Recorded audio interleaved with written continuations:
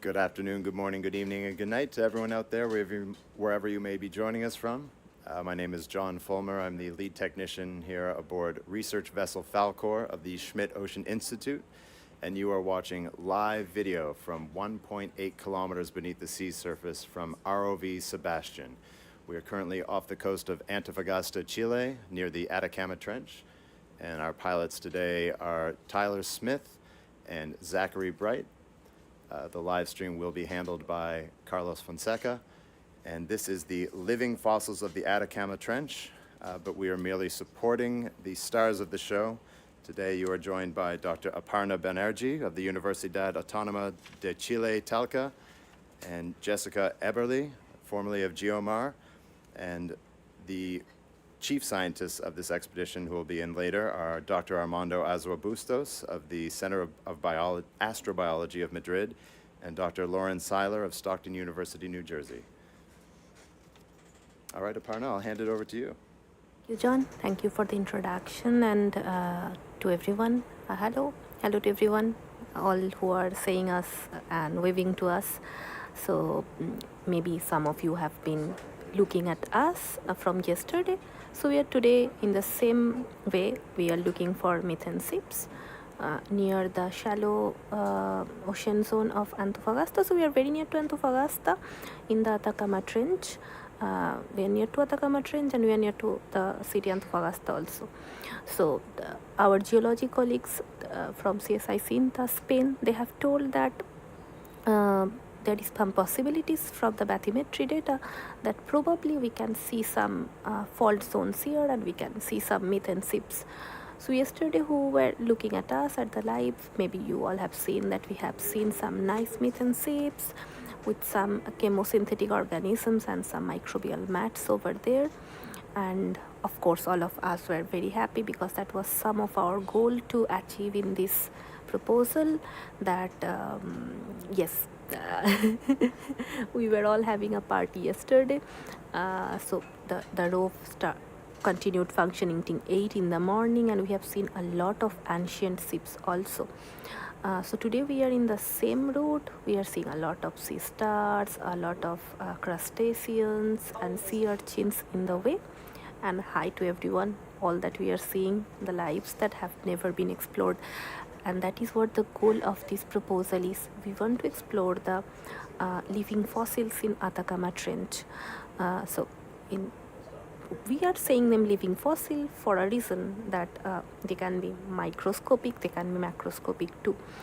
But this Atacama Trench is a zone that have not seen any changes, huge geological changes for nearly 150 millions of years. So whatever we are seeing, these zones has not been also before explored. So whatever we are seeing is something new, something exciting, and our team is a multidisciplinary team made up of researchers from Spain, from United States, from Uruguay, from Chile, and we have on board researchers working on geology, oceanography, microbiology, space biology, computational science, environmental science, to look at the life and the conditions in this depth of Atacama Trench. In sea logging today we have Jessica, and Jessica have been thoroughly helping us to look at all these methane seepages that we can probably found, and all that we are probably getting to see is majorly for her planning. So Jessica, if we can hear something from you, and how you felt yesterday, and what is your expectation to find today? Oh, John, could you, I think the mic's off.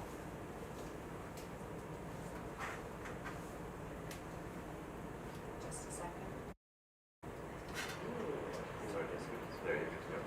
Hi. Oh, thank you, John. So yesterday's findings were really amazing. We found some live active methane seeps with clams. We were so happy. And today we're at a dive site about 1,000 meters deeper. We did look at our mapping data. We looked at the backscatter, and we saw some brighter returns. So we came here today in the hope of finding more methane seeps, maybe some And I think what we see here might be some carbonate outcroppings. Actually, we can see that there's a lot more life Yes. in the shallower zones. A lot of sea stars, but we're really here today in the hope to find more seeps, ancient or live, ideally alive. But even our colleagues told us that even if we find former methane seeps, that they'd be very interested in getting those samples as well. Oh, look at that! Is that a feather sea star? Oh, we have Nick in here. He's a biologist and helps us with the identification of all these animals, because I'm mostly my background is in microbiology. I study deep sea microbiology. Oh wow, that's so pretty. Lots of crabs. We can see a Lots of lot more going on. life compared to all these Yes. dives that we have made. Yeah.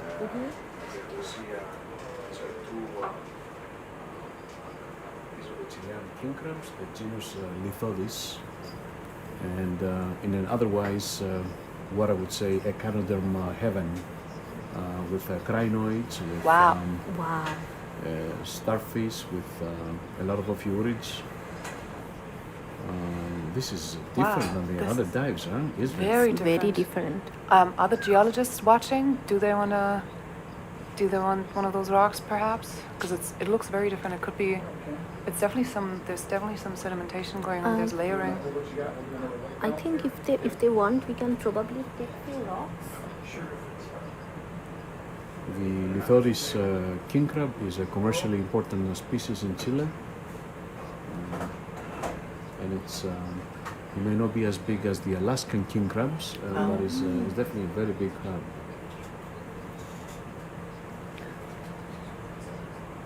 One for viewers. Oh yeah. So Antonio was saying it might be interesting to get a rock with those layers. Maybe we can grab one for him. From the base? Ones that Um, fallen off, or you want to pry one out of there? He probably. Antonio, if you're listening, do you want to? I'll post that in our chat.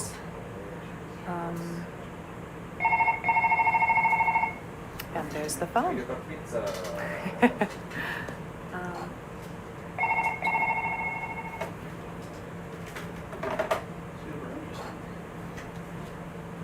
It's like a heaven of life in the depth of 1,822 meter, and you can Yeah. see that the oxygen saturation is so low and life is blooming over here. I think today is our 5th dive, and it's very different from all the dives that we have made till date.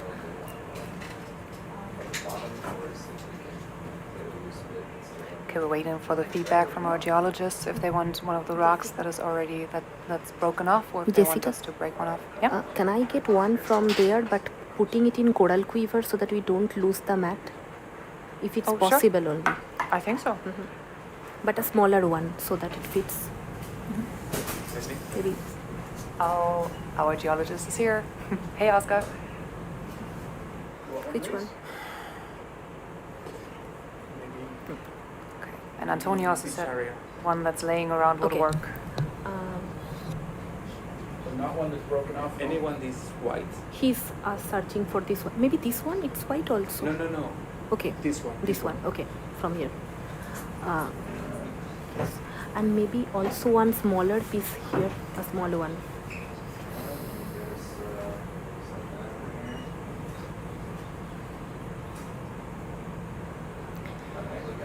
Yes, we can see Oh. some. Yeah, Javier sent a picture. Okay.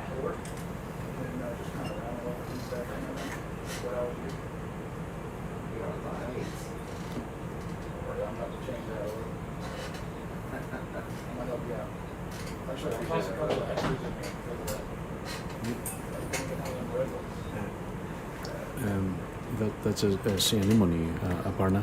So we can see a sea anemone here, a lot of crustaceans with some Chilean king crab that our colleague Nick has told just now, and with a lot of echinoderms also we can see a lot of sea stars. And yes, Stacy, Aparna, could you point to the rock that they wanted to pick up? Yeah, I think that's the one That that white Javier part. said as well. Yeah, that's exactly the one that he pointed out. It's one of the ones that are sticking Yes. out a little more with the Mhm. layering.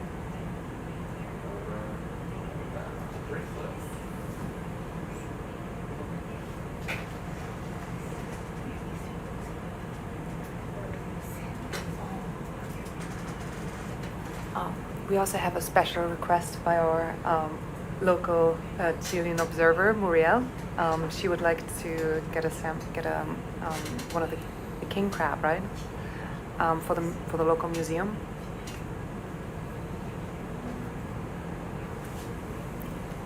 And I'm seeing my husband saying me hello.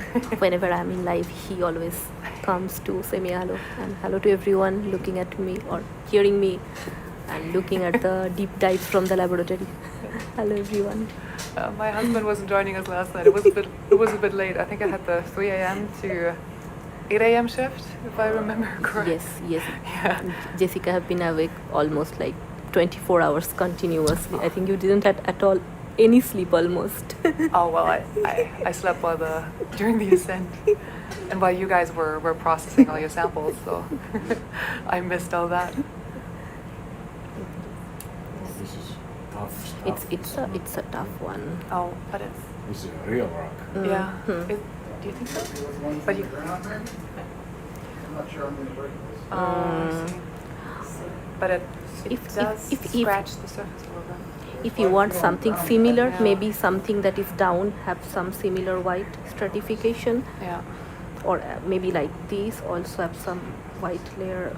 I'll come up. I think the one on to your right has This? some. Maybe further right, because they're interested in the layering. And the This one? stratification. I think to the further right. Oh, Javier's here. So Javier, the rock, it's too hard to break off. Do you think you want Oh, this? Oh, it's very hard. Oh, it's green. Is that olivine?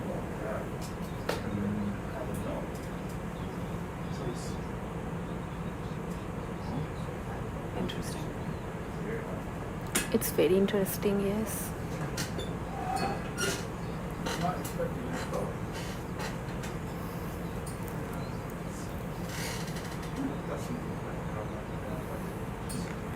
Do you want that, Javier? This that has broken just now? Or did you want the larger one on the? Okay. So the one to the right you're talking about is where? Which one do you? Is it this one? This one? That has a layer?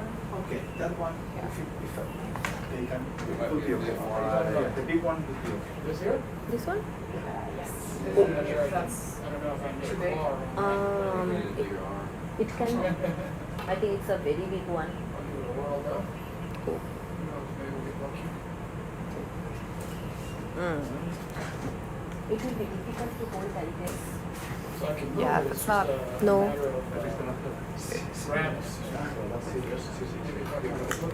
Can we get for some smaller pieces? Maybe if I flip it, I can grab this egg.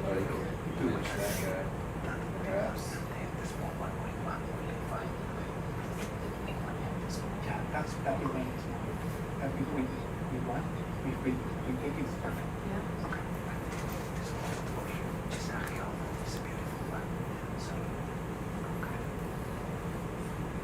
Oh, it's very crumbly. Yeah, Jessica, it's breaking. I think we have to take a decision to take a smaller one probably.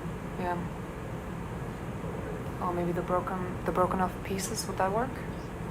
Of this one? Wow. Okay. Wasn't expecting that.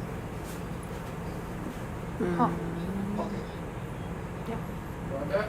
Yes. Yeah. And then the small broken off green piece as well. Okay, this one. Yeah, the one that broke off before. Yes, this one. Guys happy in the rock box? Happy in the rock box, Javier? Yes. Okay, yes. Yes.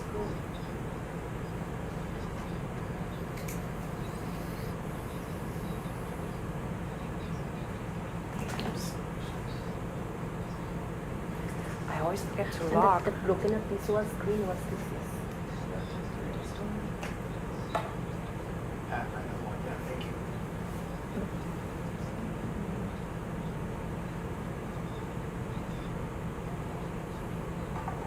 That one's got some interesting geology around it.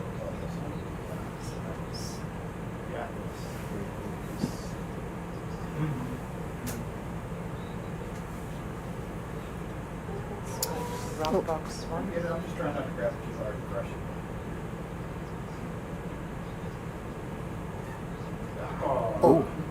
All right, Wow. don't worry, don't worry.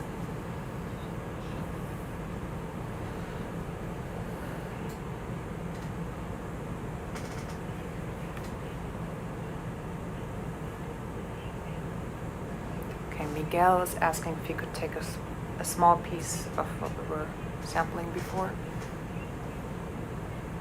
Would that be okay? Yes, Abby? yes. Okay. So we can share those samples. So we can keep going to try and find more methane seeps.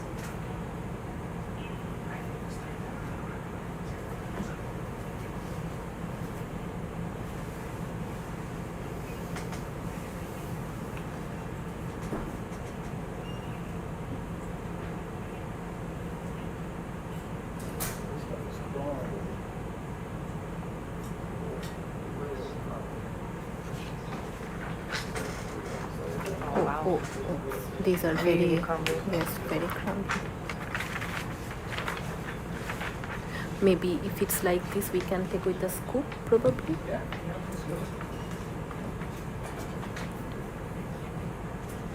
Scoop and in a coral quiver? Or in a... Yeah, probably in a coral quiver. Yes, because if it's so loose, keeping it in the rock box can probably break it either way.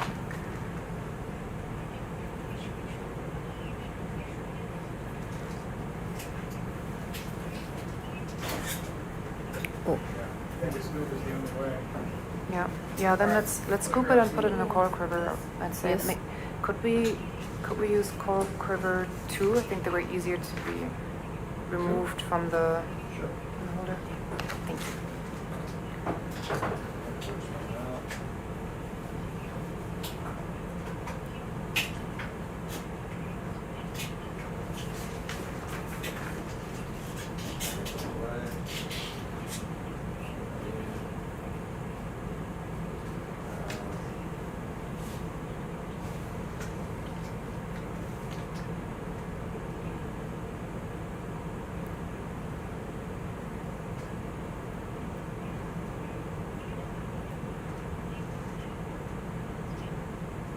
So I've spoken with Javier a little bit. He said last time he can see from the chemical composition and from the isotopic composition whether if they're carbonates, whether they're from biological processes or whether they're from just chemical deposition. So if they're from biological processes, then that could hint towards seepages in the area earlier that are just not active anymore. But we'll keep looking for active ones very soon. after scooping this, probably we can go for looking into the route that we were following. Yes. Mhm. Yeah. That's the plan.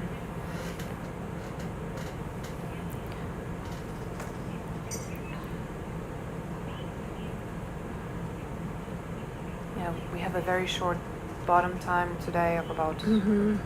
Yes. 3.5 hours Mhm. only. Yes. Because we have a very long or very deep dive tomorrow. Mhm.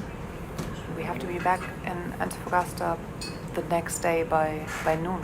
Mhm. Today we are relatively in a shallower zone. It's almost 1.8 kilometer. We are near to Antofagasta, and like yesterday, we are also trying to see some methane seeps, and these methane seeps are particularly important, and it's very crucial for the marine and human life. They maintain the ecological cycles in a deep sea environment. So, and it also gives a lot of glimpse how the life has been in this much of depth. And as we were talking, that this zone, this Atacama Trench, has been almost unaltered for a long time. The Nazca plate that has moved inside down to South American plate, and this zone has a lot of seismic activity. So yesterday we have seen in a lot of parts we have seen some active ancient seams with some clams, and then we have seen some nice biofilm mats of microorganisms, some chemosynthetic organisms, and we have also seen a lot of animal lives thriving in this kind of methane seeps. We have also seen some inactive seeps, and today we are in search of getting some more active seeps today. So in this kind of environment we can get some methanotrophs sometime, and also in when we were collecting samples we have found some typical smell of sulfur. So there can be some organisms that can be alive in hydrogen sulfide environment too. So it's an alternative form of life that is thriving over here. You can see a nice shrimp moving, and this proposal, the goal of this proposal is to understand the living fossils in Atacama Trench. There has not been many explorations before in this zone, so whatever we are seeing is we are seeing something new, and we want to see we want to make a connecting loop between biology, geology, oceanography, and the environmental science of this ecosystem. And we have seen in reality a lot of organisms that have been new. We have seen a lot of missing links like crinoids, brachiopods, and crinoids are indeed who have been for last 5 days into the dives. They have probably seen, we have seen yesterday it was almost a garden of crinoids, and crinoids has been in this world for 300 long years. Hi Romina, I can see someone from my lab, my PhD student, she's saying a hi, and she really likes extremophile. To tell what Romina is working with. Romina, we are trying to see some hot springs in south of Chile, that is near the Comau Ford area. So in this kind of hot springs we get a pH nearly 10 and more than 70 degrees Celsius the temperature of the water, and we get a lot of trace metals in this kind of environment. So we try to see that in order to survive in those kind of environments, the microorganisms there, what kind of adaptations they are doing. And we are, like the goal of this proposal, we are also trying to see the biofilm formation by these microbes and the exopolysaccharide that they produce in this kind of biofilm mat. So we are trying to see something similar kind of environments. Because maybe if I can add, because the finding the living fossils in the Atacama Trench and in this region also includes, of course, microbes. Yes. So Armando's research was really based on ancient microbes that he found in the driest and oldest desert on Earth, which is super exciting. I think he found them on spider webs and under rocks where there was just enough water for them to survive. It's a really deep branching, so very old lineage of cyanobacterium, very early form of life. Form of life, and they led to the evolution of land plants. They also found some giant viruses, and a lot of those organisms that they found in the desert, the genetic evidence really showed that they originated in the ocean. Yes. So that's what we're all here for. Actually, the beginning of this expedition, we have been into Atacama Desert also, and some of this part shows some signatures of how the form of life can be in some planets like Mars and Atacama. Actually, there have been a lot of expeditions in Atacama Desert. That's actually the driest point of life. There are points in Atacama Desert that have literally zero humidity. So life that thrives over Atacama Desert have the capacity to survive extreme desiccation along with the exposition to ultraviolet ray. And the Atacama Desert have a history of 15 million years of hyperaridity. So definitely the microorganisms and the other organisms that are living over there have a history of adaptations. Some really stubborn shrimps, they don't want to leave the the scoop. And there we are, and we will be going to the next location. I can see Cynthia, my another PhD student. She's also saying hi. Hi, Cynthia. Yeah, I think the crab that we wanted to take for Muriel unfortunately took off. Yes. But if we can find another Maybe one another that- time. Yes, yeah. I'm going through. Yeah, she's in the back of the room, very, very excited. Yeah. Yeah, Muriel has been an incredible help in getting our sampling permits and the daily support of everything. Thank you, Muriel. Today we are in a relatively shallower zone, so we are seeing a lot of life forms that and stratifications in the rock soil, so that we have not seen in the dives before. So it's a very different dives compared to the other dives that we have seen in the last 5 days. Definitely, yesterday was a. Yeah, that's good on rocks. We gotta, yeah. Let's keep moving. Yes. And if we can find another one of those king crabs, then Muriel would really like to have one for the museum.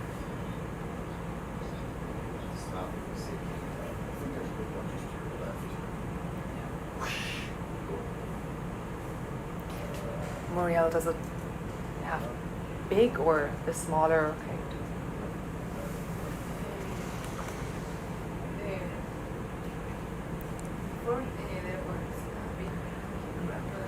We can see some sea animals and some sea stars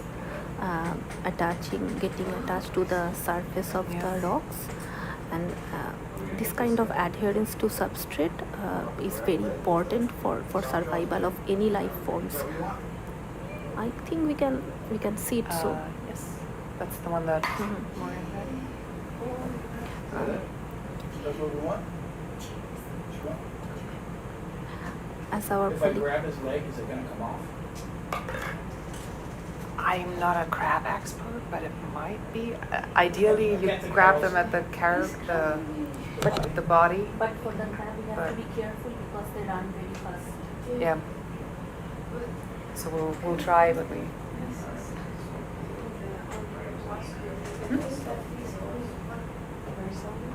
We can see some Chilean king crabs here. Oh, One that is almost exposed and another that is hiding. yeah, it's a beautiful outcrop. Yes. I agree. Now we just need to find some beautiful methane seeps. Yes, that's our goal today. We have really short dive time today. So we will be probably looking more into, and we will be trying to complete the transect today as fast as possible to use the time that we have. And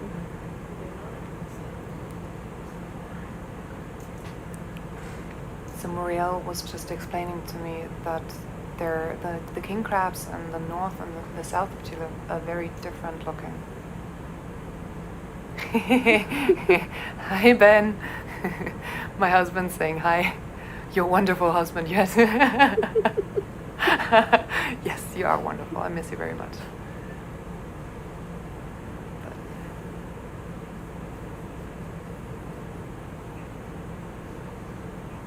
Yeah, he's currently working on the ship we met on. oh,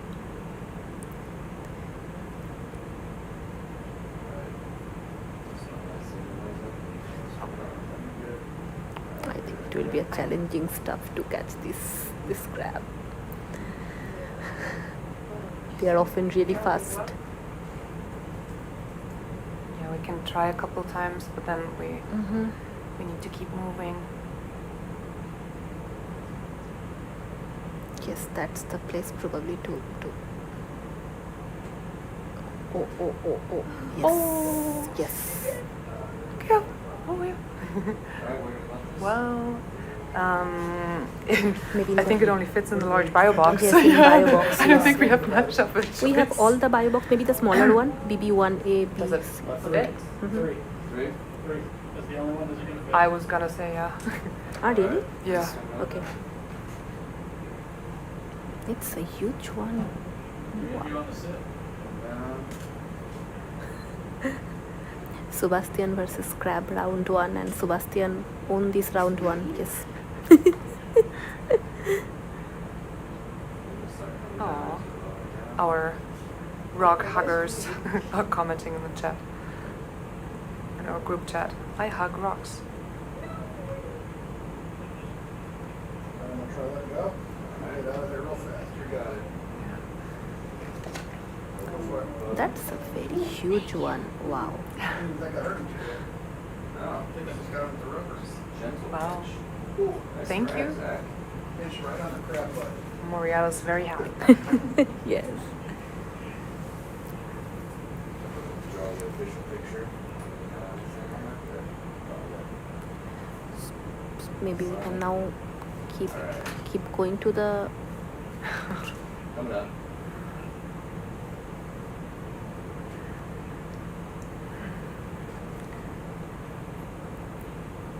All right, let's keep looking for some seeps. Let's see. Yeah, but that might have been the reflection we saw in the backscatter. Mhm. It's all those rock formations. We might. Huh.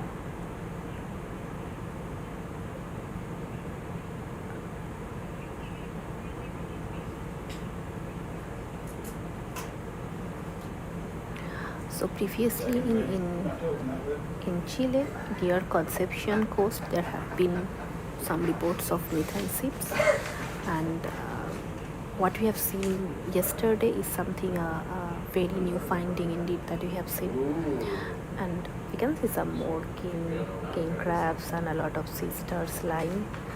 And indeed, the life that we are seeing today, we are in a relatively shallower zone, so we are seeing a lot of life forms, some sea urchins lying in the floor, a lot of fishes, sea stars, and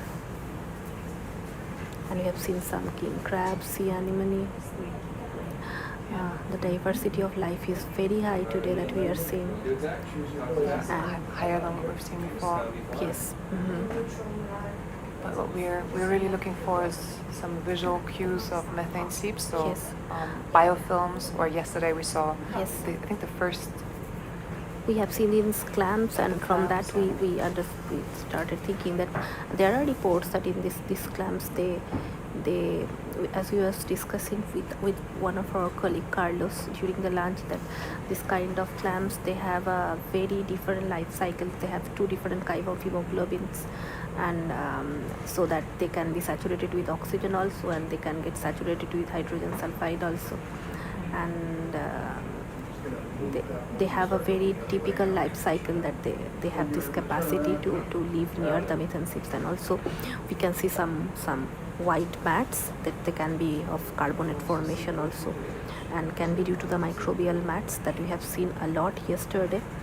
And always it's not necessary that when we see methane seeps there will be visible bubble formation, because the bubbles are not always continuous. So yes, we are hunting bubbles. Yes. So we are looking at the sonar, but from what we know from data from Chile, is a lot of those methane seeps aren't really bubbling. Mm-hmm. They're not super. They don't expel a lot of methane. Mm-hmm. So you will likely find them by looking for the species, so certain type of clams, sometimes tubeworms, and the microbial mats.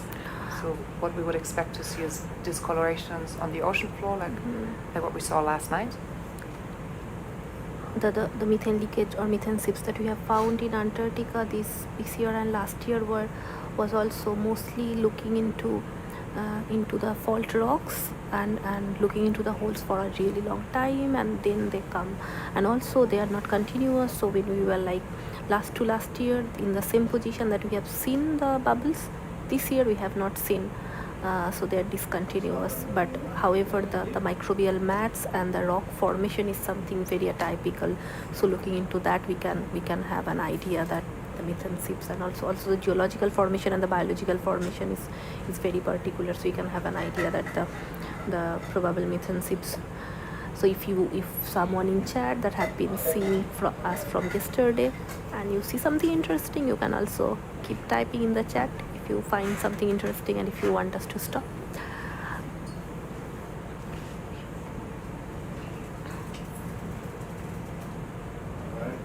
waypoint 2. All right.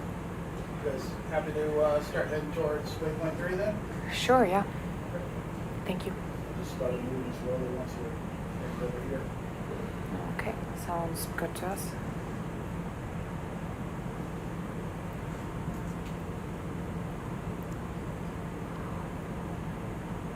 Tripod for sure. Oh yeah. See what's going on here. So we are near to the waypoint 2 of today, and today we have a relatively shorter dive time. We will be around from 3 to 7, like 4 hours. So today we will be like having a more aerial view into and trying to find some geological and biological features, but we will be trying to cover as much as possible for trying to find these methane seeps, seeing the scatters and the bathymetric data into the map, and also in seeing the maps we cannot detect always the bubbles. So our geology colleagues, they have given some idea that where can be some possible methane seeps, and we are today into that. We can see a sea urchin lying over here, and the fish is giving us a lot of moments to see him or her. Oh, bye-bye. And it went. Okay, friend.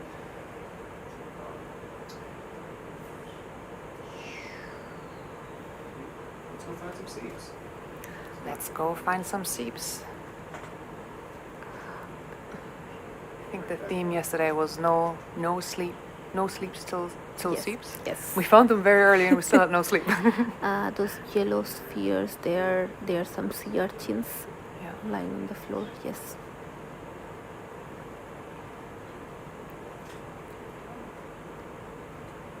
And the distribution is really a lot more compared to when we have been diving in around 3 kilometers. So we can see a lot more distribution compared to last 5 days. Yeah. Would have been interesting to do a CTD cast here. We saw in the other dive spots that the oxygen minimum zone closer to shore is quite large. I think it had an extent of 500 meters. So that's an area that is almost entirely depleted by oxygen, or of oxygen by microbes. This is a seasonal upwelling area, so a lot of nutrient-rich water is being transported into surface layers, and algae are taking it up and are growing and are using up all the oxygen. But there's a lot of biological matter that is falling down and Someone decomposing. in the chat is asking us which part of the world we are. We are in Chile, in the near Pacific, in Pacific Ocean. So we are in the north of Chile, a city called Antofagasta, where is Atacama Trench. Yes, we are in the Chilean coastal line. Jessica, something would be nice to ask you, as you have been working into deep sea microorganisms for a long time.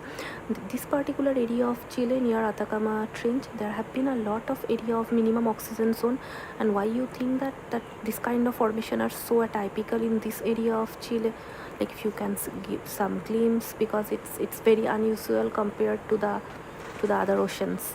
Oh, there's actually oxygen minimum zones in a lot of oceans in the world. What is special here in Chile is we have the trade winds blowing the surface water and blowing it to the west, and that leaves room for nutrient-rich bottom water to well up, and that contains a lot of nutrients. So and this is happening seasonally. So in other areas of the world, there's winter mixing, so all the winter storms are mixing up the surface layers and can cause seasonal upwelling. Whereas in the summer months, there's usually a stratification, so there's a warmer area of water that is not mixing with the bottom, and so all the microorganisms, all the algae and bacteria they will use up everything that is in that water, and then they will stop growing. So they won't be depleting the oxygen anymore. Yes, and as I have heard from my colleagues, Chilean colleagues who are oceanographer, that Humboldt current that plays a huge role in this.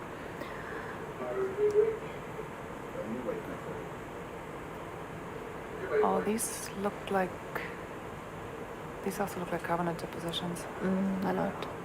Actually, I was going to say, so in winter there's a lot of mixing, so there's a lot of oxygen that is being transported or being mixed into the water, whereas in the summer months there's more of a layering, so there'll be less oxygen. And here in Chile, I think it was, I have to look that up, whether that was in the summer or in the winter,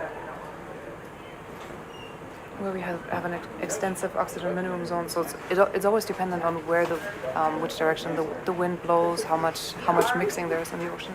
Mm-hmm.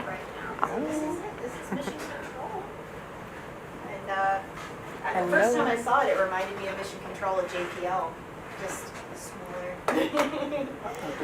So Yes. in the mission control room now we are having our co-director of the proposal, Dr. Lauren, and in the ship we also have a lot of activities of outreach, and now there is an outreach activity. Is our watch lead, so she is directing the dive and also narrating the dive, because we live stream And now every actually dive, every a single one, program no that is matter going what on time of live day it is.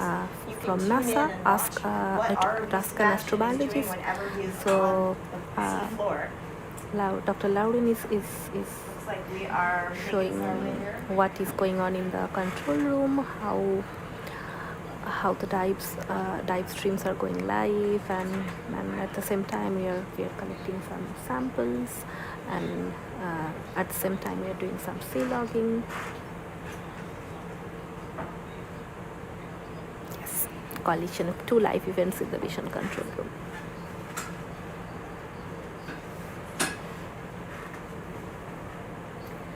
Yeah.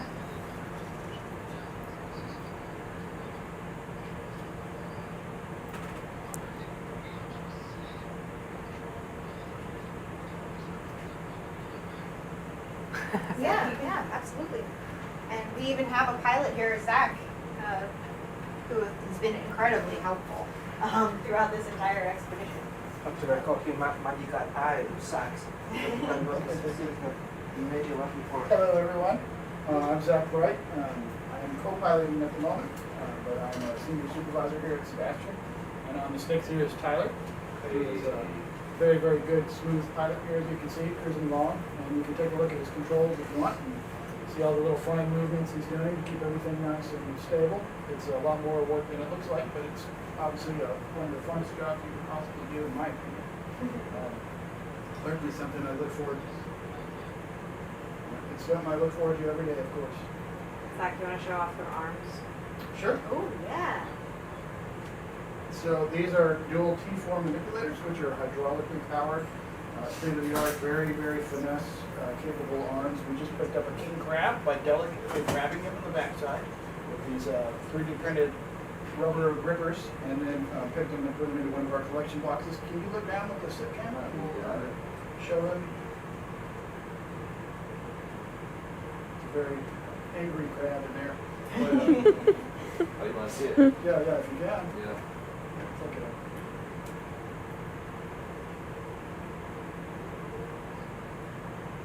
So you might have to bring your camera over there. He's right in the bottom left of that screen. Oh, yeah, there he is. See him? Wow, he's huge. We had to sneak up on that fella. He was on the lookout for us. I'll bet. And then if you look over on this screen here, we'll show you the manipulators.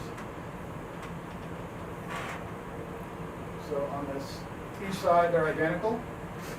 They're titanium, 6,000 meter rated. You can, if you're delicate enough, you can pick up an eighth piece. That's the kind of precision controller that you have. So they're a pretty amazing piece of kit. On this one over here, you'll see the tip of it is very different. And I'll show you here real quick. This is a custom-made one that we use for collecting delicate samples and corals and things like that. Can you turn on the lowers? Got it. Thanks, sir.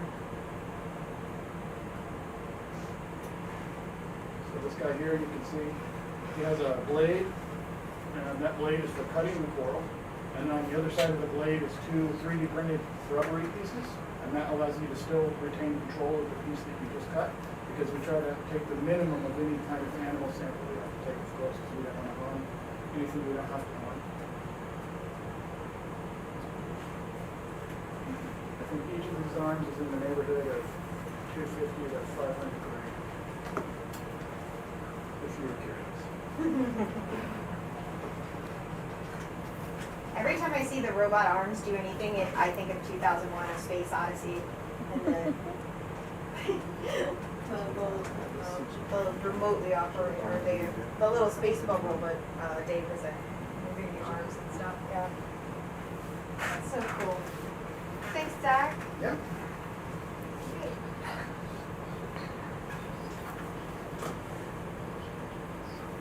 Yeah. Absolutely. Thanks for watching. We can make our way back out of here and up.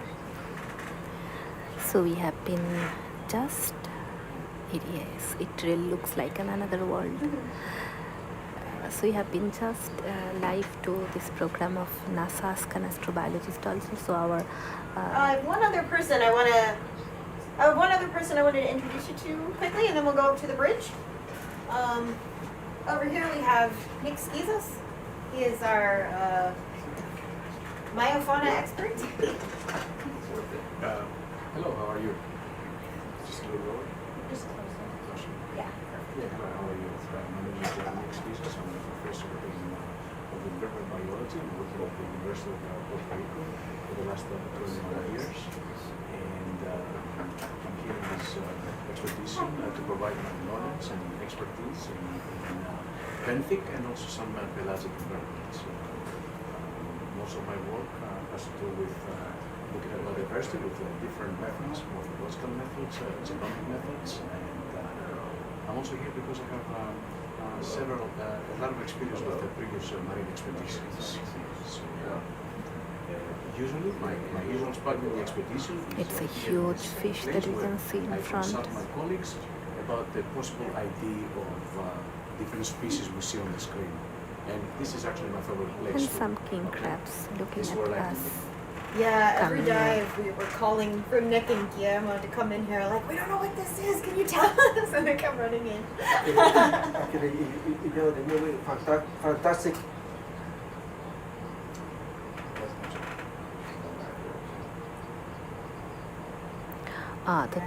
The red thing es un crustáceo. So it's a king crab that we are seeing. Most of the work will be done back in the lab. We're going to have the specimens and we're going to be able to work with them. So We can see a lot more amount of fish compared to the other dives that we have made. It's a very different dive actually. We are in a shallower zone today, near Antofagasta, the city, the northern part of Chile. We are at 1,848 meters of depth. So in last 5 days we are in the most lower Hi, zone. Jess. Jess is data logging for me. Jess is my lead tech. She's incredible. She's done so much work on this expedition. Muriel is our... Thanks, Lauren. It really paid off. So we found some methane seeps last night. Those were actually the deepest methane seeps described in Chile. So we're having a party in mission control here. That was awesome. Yeah. So we've just reached waypoint 3, and my understanding that now's the part we really want to try to get to the next area. Or... He's still scanning. So this was still high in the backscatter. Okay. So we'll just go normally. We'll go, and then after that we'll start moving faster.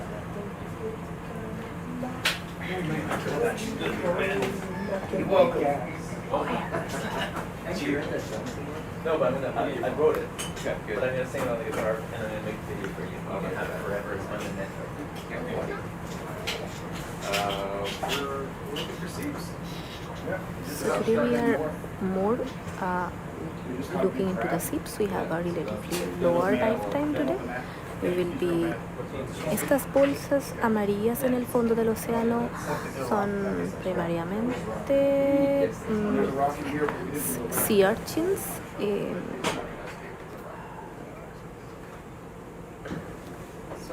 Shift change towards control room.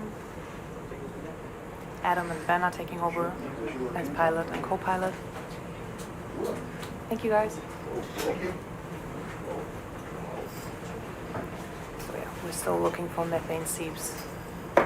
We'll keep an eye on the sonar, but we don't really expect to see any bubbles because the seepage we've seen so far is very slow.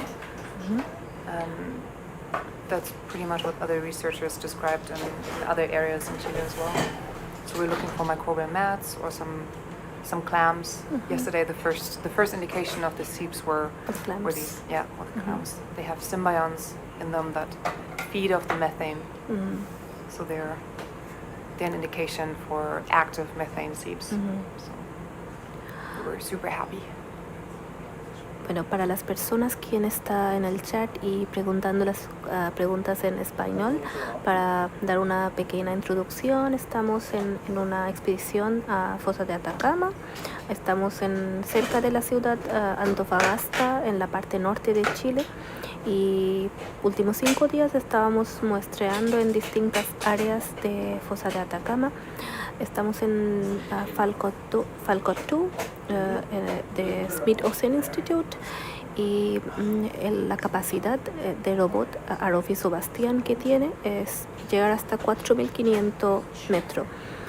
Hoy día estamos en la parte menos profunda, 1.844 metros ahora estamos, pero mañana vamos a tener el día de más profundidad, vamos a llegar a 4.500 metros, 4,5 kilómetros casi. Es la área más profunda que puede llegar a ROV SuBastian. Y ayer fue un día muy especial porque en este proyecto nos queremos obtener una idea de los fósiles vivientes en la zona de Fosa de Atacama. Y los fósiles vivientes, no solamente los megafaunas o macrofaunas, también los microorganismos. Esta zona, Fosa de Atacama, tiene una historia de 150 millones de años. En este 150 millones de años antes, la placa Nazca fue bajo placa Sudamérica. Y casi 150 millones de años no tuvo ningún cambio. En último 15 millones de años de historia que tiene el desierto de Atacama, tiene un evento de hiperarides. En realidad, el desierto de Atacama es el parte más árido del mundo. Y nuestro líder del grupo, Dr. Armando Azúa, tiene una vasta experiencia en trabajar de estos tipos de extremófilos, microorganismos que sobreviven en este tipo de ambientes extremos, más como fósiles vivientes. El co-líder del equipo, ella es doctora Lawrence Taylor, desde Estados Unidos. Y somos un equipo multidisciplinar, mayoritariamente desde CSIC INTA, de España, de Estados Unidos, de Chile, de Uruguay, y somos un grupo de microbiólogos, microbiólogas, oceanógrafos, químicos y geólogos. Y aquí estamos. Y bueno, aquí estamos hoy día. No sé si ayer algunas personas nos escuchó o no, pero ayer tuvimos una gran resultado, una gran búsqueda en realidad. Y bueno, puedo ver que gente en español está diciendo muchas gracias para cambiar el idioma en español. Yo hablo en realidad, soy doctora por Davenergy, trabajo en la Universidad Autónoma de Chile como profesora titular y mi área de expertise es microbiología de extremófilos y trabajo particularmente en sistemas hidrotermales, en aguas termales, geysers, fumarolas de Antártica, de India, de Chile. Y ahora estoy en zona zona océano profundo. Y ayer nosotros encontramos una zona de seep de metanos En realidad estos seeps de metano hay mucha parte de océano del mundo, pero en Chile eso es el seep metano que encontramos lo más profundo. Anteriormente, cerca de Costa de Concepción, la ciudad más al sur de Chile, fue encontrado algo, pero este que ayer encontramos casi 3 kilómetros de profundidad fue la zona más profunda encontrado cerca de Chile. Así que fue una gran historia y claro, dentro de Mission Control Room tuvimos una celebración. Y hace cuánto que están embarcados, casi 14 días. Y bueno, estas bolas son sea urchins, erizos. Y bueno, hoy también estamos en la misma búsqueda de burbujas de metanos. No siempre podemos encontrar burbujas activas porque estos burbujas a veces son descontinuados también. Pero hay algunas formas de encontrar estos burbujas y estos burbujas no solamente por burbuja, también podemos entender por algunos organismos clams que ayer encontremos, biopelículas de microorganismos de distintos colores que ayer encontramos fue blanco y también por formación de carbonatos, un tipo, y también a veces hay como olor sulfuro, este tipo de cosas. Y bueno, mi experiencia en español no es muy buena. Estoy 6 años en Chile, soy de India en realidad. Y hablo bengali, hindi, inglés y español. Y estoy tratando como hablar en español para que va a llegar a más gentes posibles. Pero a veces no sé si tenemos alguna persona.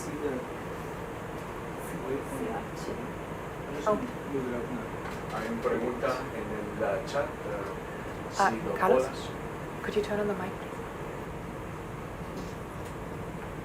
Can you hear me? Yes, now. Hay una pregunta en el chat. Si los bolas que podemos ver son erizos. Sí, es correcto. Can you see the Y sí, en español erizo de mar y en inglés sea urchin. Gracias. Un Phylum Echinodermata. Gracias, Nick. Nick es experto en macrofauna del mar. Nick es desde Puerto Rico y tiene vasta experiencia, así que nosotros cuando tenemos en Control Room algunas dudas o preguntas, siempre como vamos a correr a Nick. Y eso. Y buena suerte a una persona que estoy mirando que tiene su examen de métodos de oceanografía, así que buena suerte para usted por su examen pronto.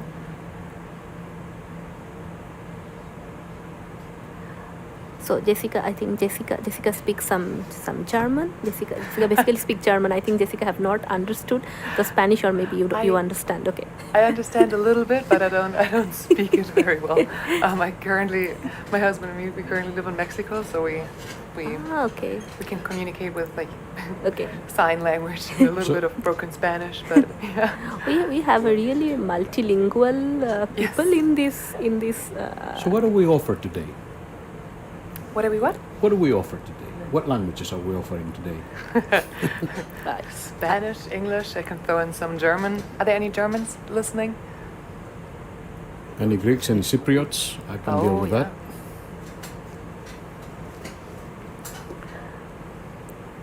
And the first day offered some Bengali also and Hindi also. So we had a lot of.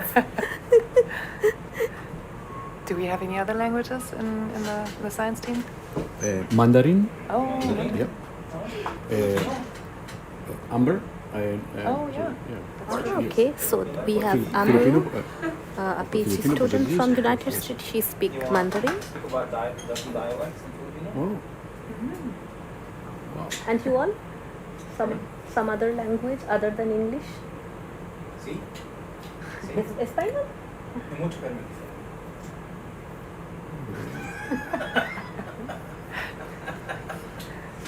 ¿Sí? Bueno. ¿Español? ¿En serio? Español, no mucho, pero me entiende. Pero usted puede hablar poquito. Hold on a minute. Andrew speaks very good French. really? Oh, does Yes, he? I didn't yes. even know that. Yes. Oh, okay. I believe he will be here a little later, right? He's doing the live stream. Yes, so Dr. Yeah, Andrew yes. Palmer from the United States. He's a microbiologist also, and he speaks good French. So wherever part from the world you are listening to us, we have all the languages ready in the board to explain you. I just checked. Canadian. Oh, and Andrew's Canadian? Mhm. Oh, we have Canadian too. So Drew will be on watch lead from 6 to 7. So the last part of this dive.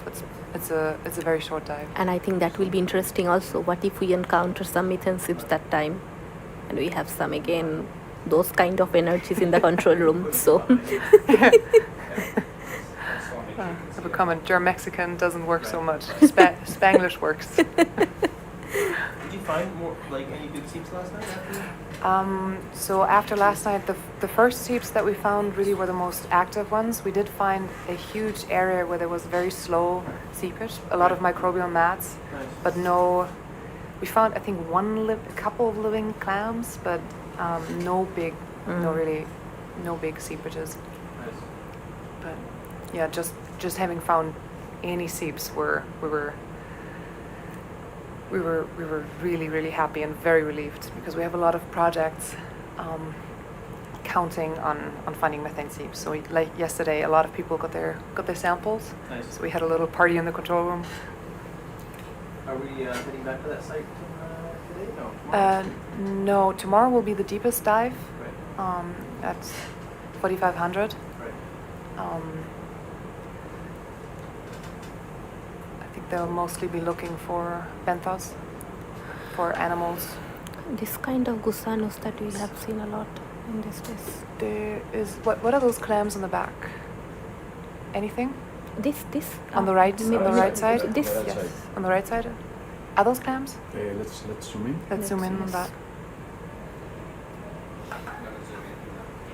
And Yeah, this it is doesn't- really an echinoderm heaven here. I mean, just Yeah. very dense. no, I think. I mean, they're clam shells, but Nick, do you know what? And my eyes don't help me right now. Gotta go in a little more. Can we zoom in a little more? Please, thank you.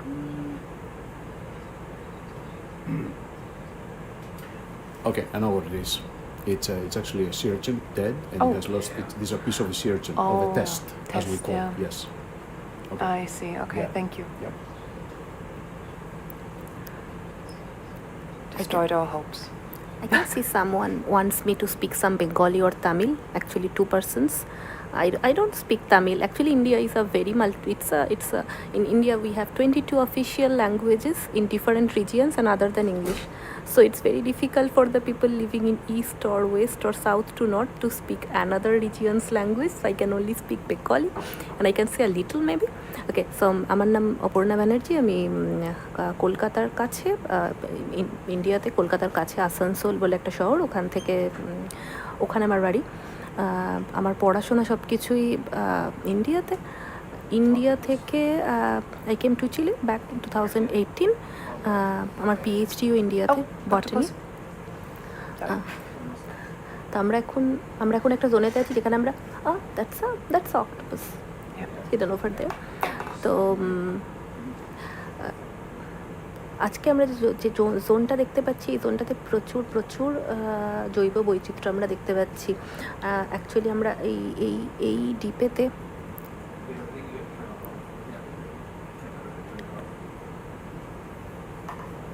some crinoids move along the ocean floor, dragging their whole stumps behind them. I wonder if they get tired. Okay, I will be trying to translate it. কিছু ক্রাইনয়েড সমুদ্রের তল দিয়ে হেঁটে চলেছে এবং তাদের সমস্ত পাগুলোকে stretch করে, এখন আমার মনে পড়ছে না এটা কি, তারা কি কখনো ক্লান্ত হয় না? I really believe the octopus is sleeping. Yeah. Oh, This really? is they should be a little more active. They should be aware of us, but I really think it's sleeping. And I mean the behavioral research on octopus is just incredible. I mean they keep finding new things. They can remember. They can maybe they're dreaming. That's the new hypothesis. They do what? Maybe dreaming. Oh yes. So I actually can dream? that researcher who's doing the research on octopus and cuttlefish dreams is a friend of the professor I worked with. So they show patterns on their skin while they're asleep. They're not reacting to any outside movement. So there's a lot of hints for sleep. And the interesting thing is, there's competing theories if sleep originated several times in the animal kingdom, or if it's a very early necessity of life. Oh, pretty. I Yeah, we shouldn't collected forget to one of roll. those long spine sea urchins a couple of days ago. Day before yesterday I find it. Yes. No, I remember the genus. It ended in diadema. I just don't remember the first two syllables. But it's a very common. It's a common sea urchin in these areas. We are not actually in a seep. We are trying to find a seep today also. Yesterday we have found one. The others were inactive. So we are today also to find methane seep, and we are on that way. We actually found several seepage sites yesterday, but they were all a little bit smaller. So today we're in shallower waters and trying to find seeps to compare them to the deeper sites. We have a question that is it trying to protect the eggs? What do you think, Nick? The octopus was trying to protect the eggs? This is a possibility, yes, and I didn't. And of course, the female octopus are well known for protecting the eggs for a long time. Of course, we cannot assess the hypothesis. It's, but that is easy to check. If they're eggs, then there's a possibility they're bringing the eggs. If they're not eggs, then something else going on. Unfortunately, we cannot test the hypothesis, but I think that's a good comment. Yeah. Different octopus have different breeding positions, so it's not. Sometimes it's not easy to tell. And Yes, I has don't been to know what diadema. this, what this particular species does. But we The can mother also- octopus. Oh, sorry, Jess. Oh no, go ahead. The mother octopus, in some species, it spends a lot of time with the eggs, and and her role is to keep pumping water on those eggs to keep them free from fungi or bacterial infections. And the female octopus may stay with the eggs for a long time. Yeah, and they usually shortly after they hatch, the females will pass away. They have a very short lifespan, a very short but intense life. I think these might be more carbonate layers, maybe. Yes. Sedimentation. We're coming up to some rocks, some rock formations. We have some comments for the geology guys here also. Are the rocks igneous? Where are our geologists? They're not. We don't have any in the We room with don't us, have but I any. think so. After Aparna, Oscar is going to be. Yes. Is going to be here. He is a geologist. He can Yes. probably help you out. Yes. Yes, it would be amazing to stumble upon an octopus nursery. That would be awesome. I've seen a lot of that in Costa Rica. Oh yeah. Hundreds. Oh. Brooding. Wow. Ben was saying they've seen a lot of them in Costa Rica. Maybe because of the warm water can be a reason. Yeah. The biggest Dumbo I saw in history. Oh yeah, we saw big Dumbo octopus yesterday.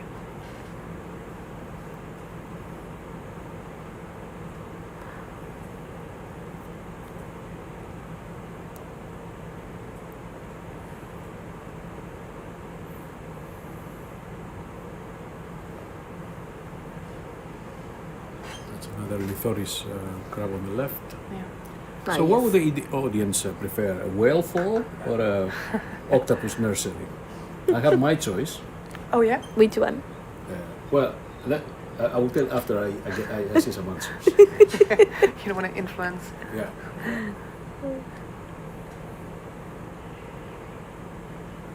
Are those feathered sea stars? Absolutely, yes. Yeah. Beautiful. Are these two are different species, Nick, you think? Let me see a little bit. One way to tell, I mean, of course, there are many different characters that we have to use to tell species apart. But let's start with the big divisions in crinoids. The big divisions are those that can attach themselves to the surface, and this is an example of a crinoid that does not attach itself. You can barely see through the feathers. Well, I call the feathers are not feathers, okay? The cirri, we call those appendages cirri, and they can use it to crawl on the surface. So that's an example of a crinoid that Not attached. not attached. Yes, because yesterday, for example, we have seen a lot of crinoids, and it was like a crinoids garden, and all were attached.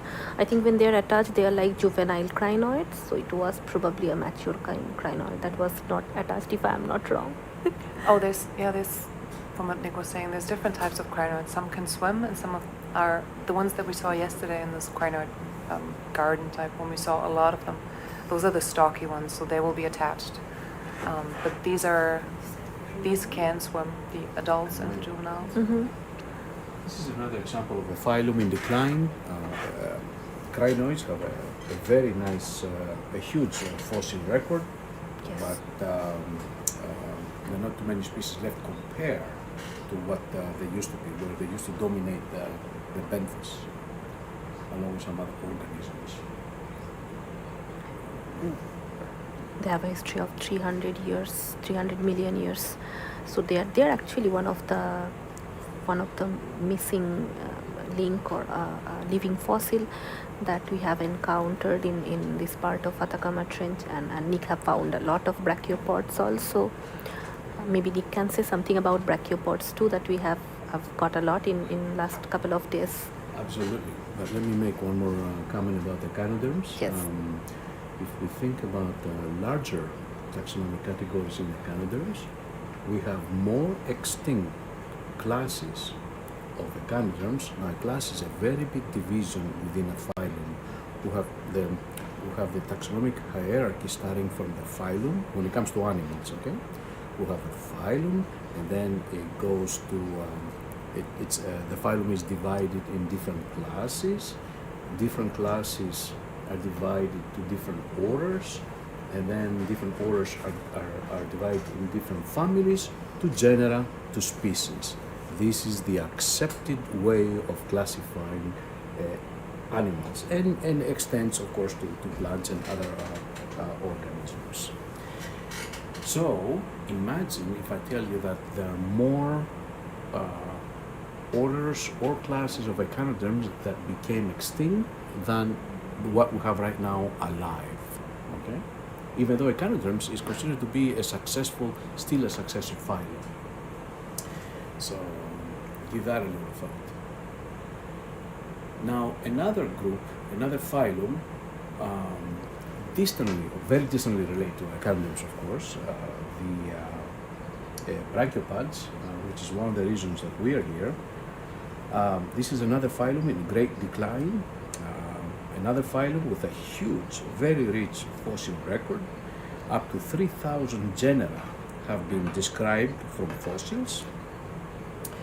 But during the Permian extinction, the phylum got hit very hard, almost became completely extinct, and now there are only around 300 species left. Okay, so this is definitely a phylum in a long decline. Because there are possibilities, there's a high possibility that this ecosystem, this Atacama Trench ecosystem, has remained stable for a long time, similar to what the Atacama Desert environment. That's what people are finding. It is very possible we may find some old lineages of brachiopods, and we're going to be doing morphological and genetic studies to see if the species we have been collecting, if they're, let's say, at the base. I'm going to use a little specific language here, at the base of the phylogenetic tree of brachiopods, or they are derived taxa. Depending on the position of the species, we can make some inferences about if these lineages are ancient or are modern and derived. We have a nice question, Nick. Maybe if, we can give this answer, that why there are so many extinct echinoderm classes versus the other classes. Why? I will give a very. Life is not forever, so it's. I'm sure you understand that statement. There are more extinct species, through, generally speaking now, than alive species. True. So let's think about this a little bit. The conditions of obviously we know from so much research that scientists have done that the conditions of Earth have changed dramatically and they keep changing. So you can imagine that you can have a group of organisms that can do very well for, let's say, 1 million or 10 million or 100 million years, and then something changes. Or it could be a meteorite in the Yucatan Peninsula, for example. And that can change dramatically the environment. And then a huge group that used to do very well in a certain environment cannot do very well in the changed environment. So that would be an example, and I think the audience can understand that. Yes. Also, to give an example, in hominidae family, or the only alive, we are Homo sapiens, and the way we are going, taking less care of the planet Earth, and we are in a time of the extreme effect of climate change impacts. Who knows how long we will be. And to end up, because now the session is going to be taken by Oscar and Victoria in dive stream and sea logging. So the microbiologists, in a point of view of microbiologist, we can. You want to take the rock? Oh, let's ask the. I don't. Oh, a chiton. We can see a chiton there. How can you see this? Oh, wow. So I will be giving the live next to Oscar and Victoria, and see you tomorrow if there is possibility on the last day of the dive. Thank you so much. Thank you, everybody. And yeah, I'll be staying in the room, but Victoria will be taking over from me for sea logging. Bye-bye. I know we're not collecting stuff today, but can we please take this? I know we're not collecting today, but can we please take this? What? We must take it. We must. A picture? Okay, yeah. I'm sorry, I didn't realize I was ready. I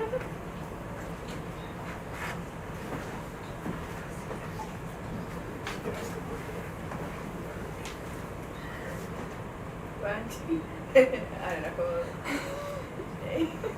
Say hello.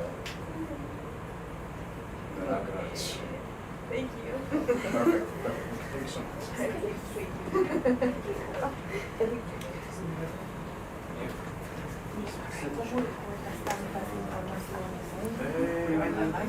like this stuff. It's very easy to remember.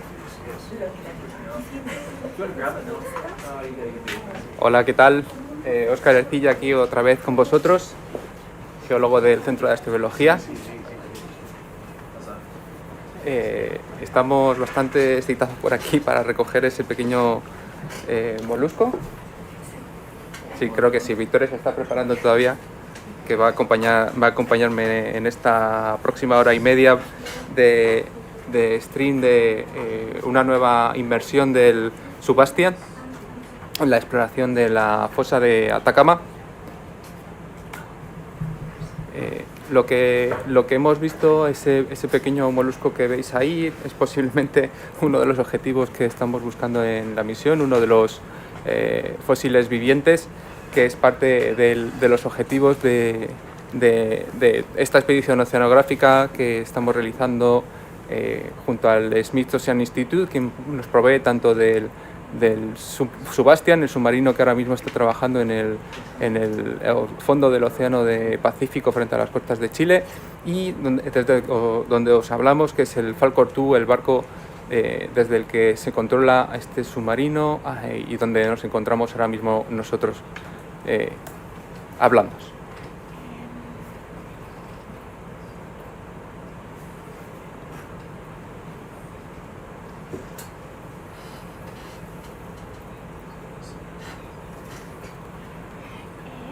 I would like to give a couple more examples of big divisions of animals that were doing amazingly well in the past and are barely hanging nowadays. These are animals that you have heard on if you have taken maybe some advanced classes in biology.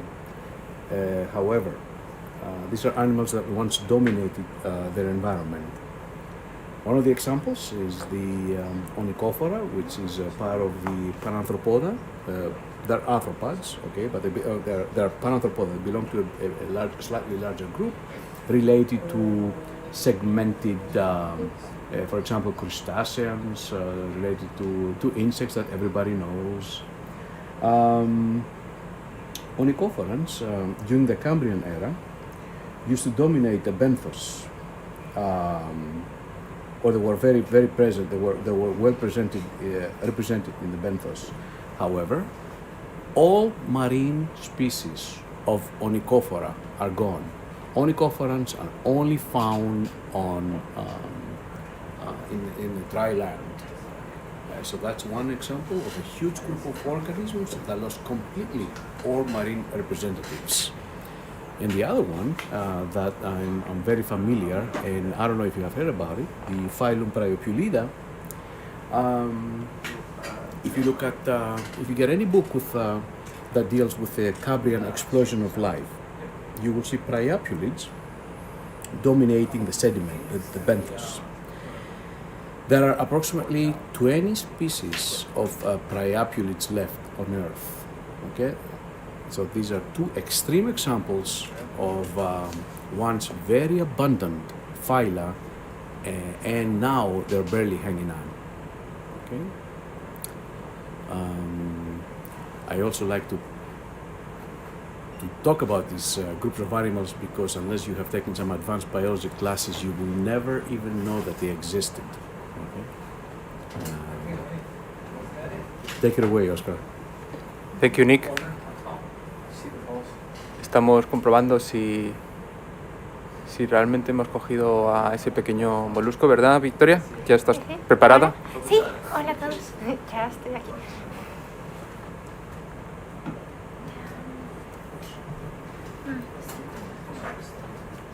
Maybe someone tell me. Oh, yeah, there it is, Phil. Yeah, so I'm just yeah.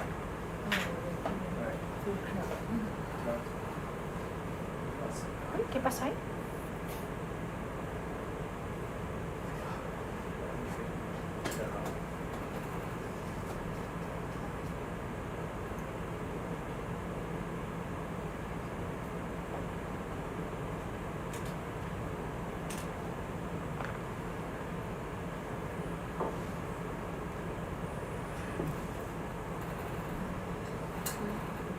We take it.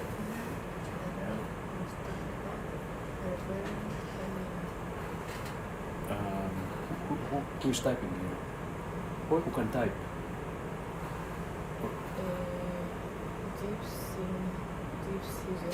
There's this second. Oh, I tell you, one question is, could you spell the phyla that Nick was talking about that they are very hanging on? Who can type? Here, in the emission control. Okay. I don't know. Spell, Nick. Oh. Okay, that's a little more. I wish I could type.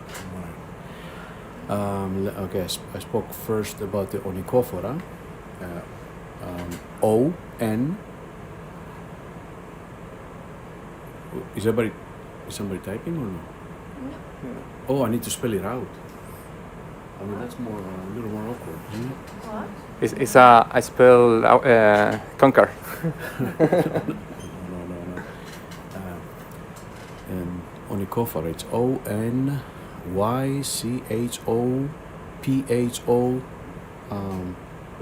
R-A.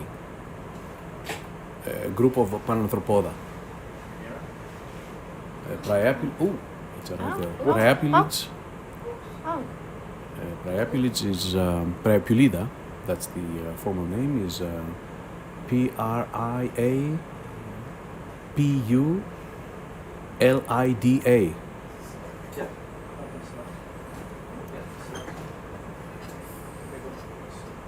okay. Well, nos están preguntando que, aparte del ROV, ¿qué estamos utilizando para este estudio? Sí. Contesta tú, Victoria, que lo ¿Sí? sabes perfectamente. Pues, bueno, en el ROV tenemos varios instrumentos, además de...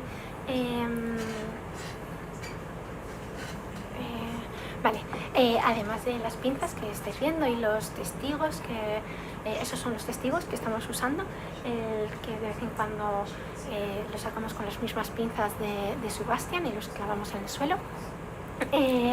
Tenemos también diferentes compartimentos y formas de obtener muestras.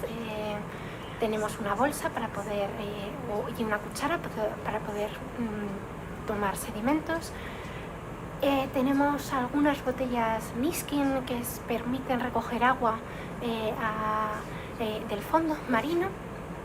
Y bueno, además cuenta con diferentes sondas pues, de temperatura, bueno, de información que creo que podéis ver en pantalla, de profundidad, temperatura, salinidad, concentración de oxígeno y muchísimos otros datos más que podéis ir midiendo a tiempo real. Además, en esta expedición también contamos con personas, expertos que están interesados en parámetros físico-químicos del agua, y por eso también estamos recogiendo muestras de la columna de agua mediante otro aparato que consta solo de estas botellas que recogen muestras de agua a diferentes alturas de profundidad de la columna de agua. Y además también podemos medir pues parámetros como conductividad, como temperatura, densidad.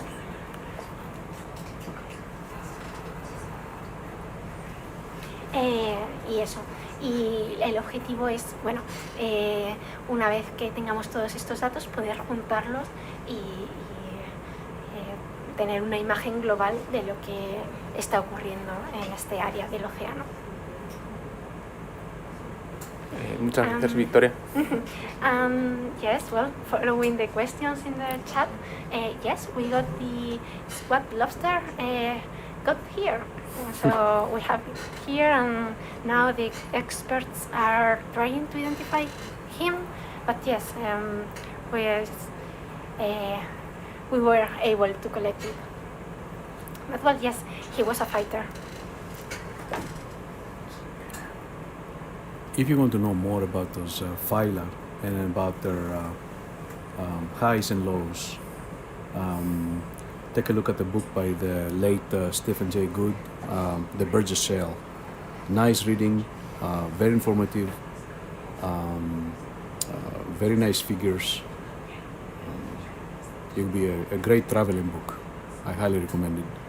The Burgess Shell, the late Stephen Jay Gould, professor at Harvard University.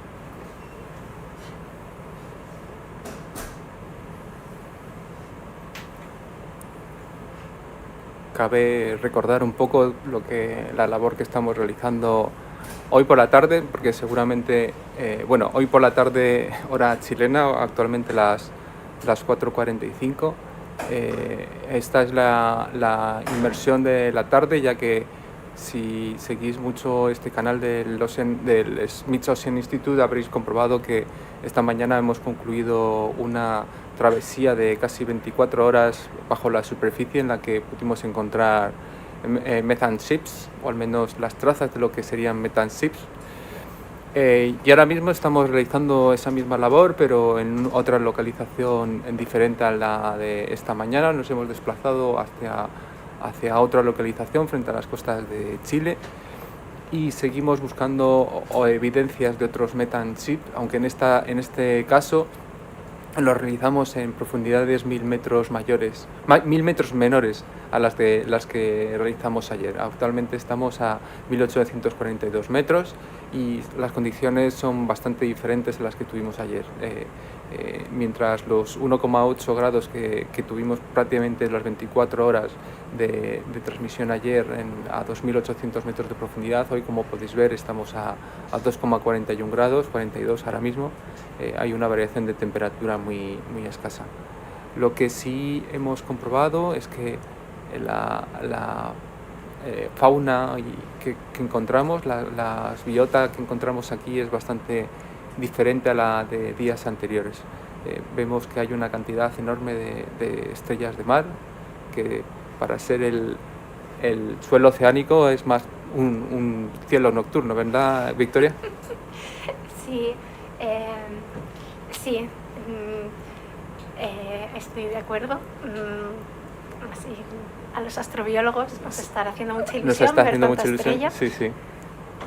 Bueno, estamos muchas estrellas aquí, muchas estrellas también en el desierto de Atacama, en el que estuvimos hace ya ha pasado casi 2 semanas desde que iniciamos esta aventura por aquí. Y bueno, ¿qué te pareció ver todas esas estrellas en Atacama, Victoria? Pues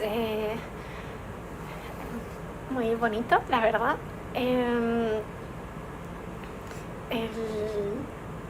Fue increíble, es muy recomendable la visita al desierto de Atacama.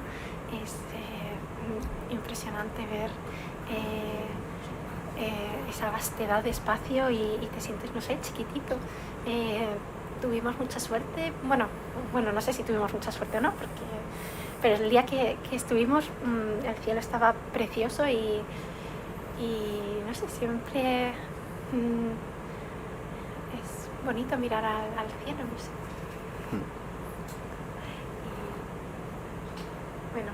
Recordemos que Atacama es uno de los lugares preferidos para los amantes de la astronomía, pero también los científicos, ya que se localizan varios grandes observatorios astronómicos aquí. Quizá el más impresionante es Salma, que se encuentra a 5.000 metros de altura sobre el nivel del mar cerca de la cordillera de Atacama.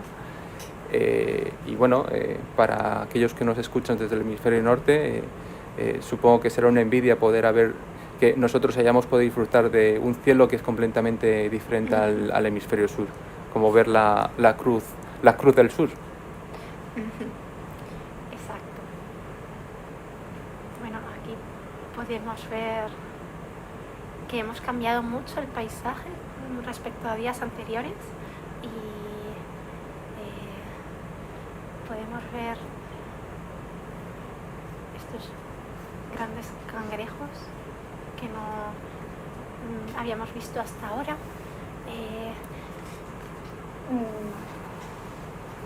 No sé si alguno de los biólogos marinos presentes en la sala nos podría explicar por qué en esta zona estamos viendo una fauna diferente a lo que llevábamos visto hasta ahora.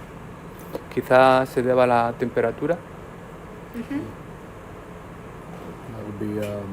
It has to do with the depth.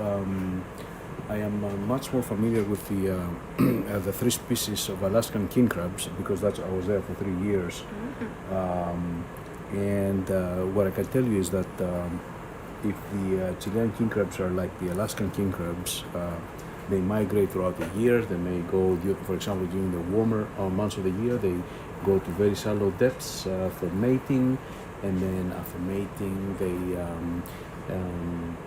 they descend down to several hundred feet of depth. Our previous dives are deeper than, if I'm not mistaken, all of them were deeper than 2,500 meters. Yes. And this has to be the best way to explain this differential, this difference in depth has to be the best way to explain why we're looking at king crabs here and within for the first time. So these king crabs then could be traveling from, could come from the surface or what? Not from the surface. Well, not the this surface. is Taras right there. Yeah, if they're behaving like the Alaskan king crabs that I know, during the warmer months they go to shallow areas, and then during winter they go to much deeper areas. they're not migrating constantly, but We are also seeing, this is for our geologists in the room, we are also seeing these rocks which are like, oh, well.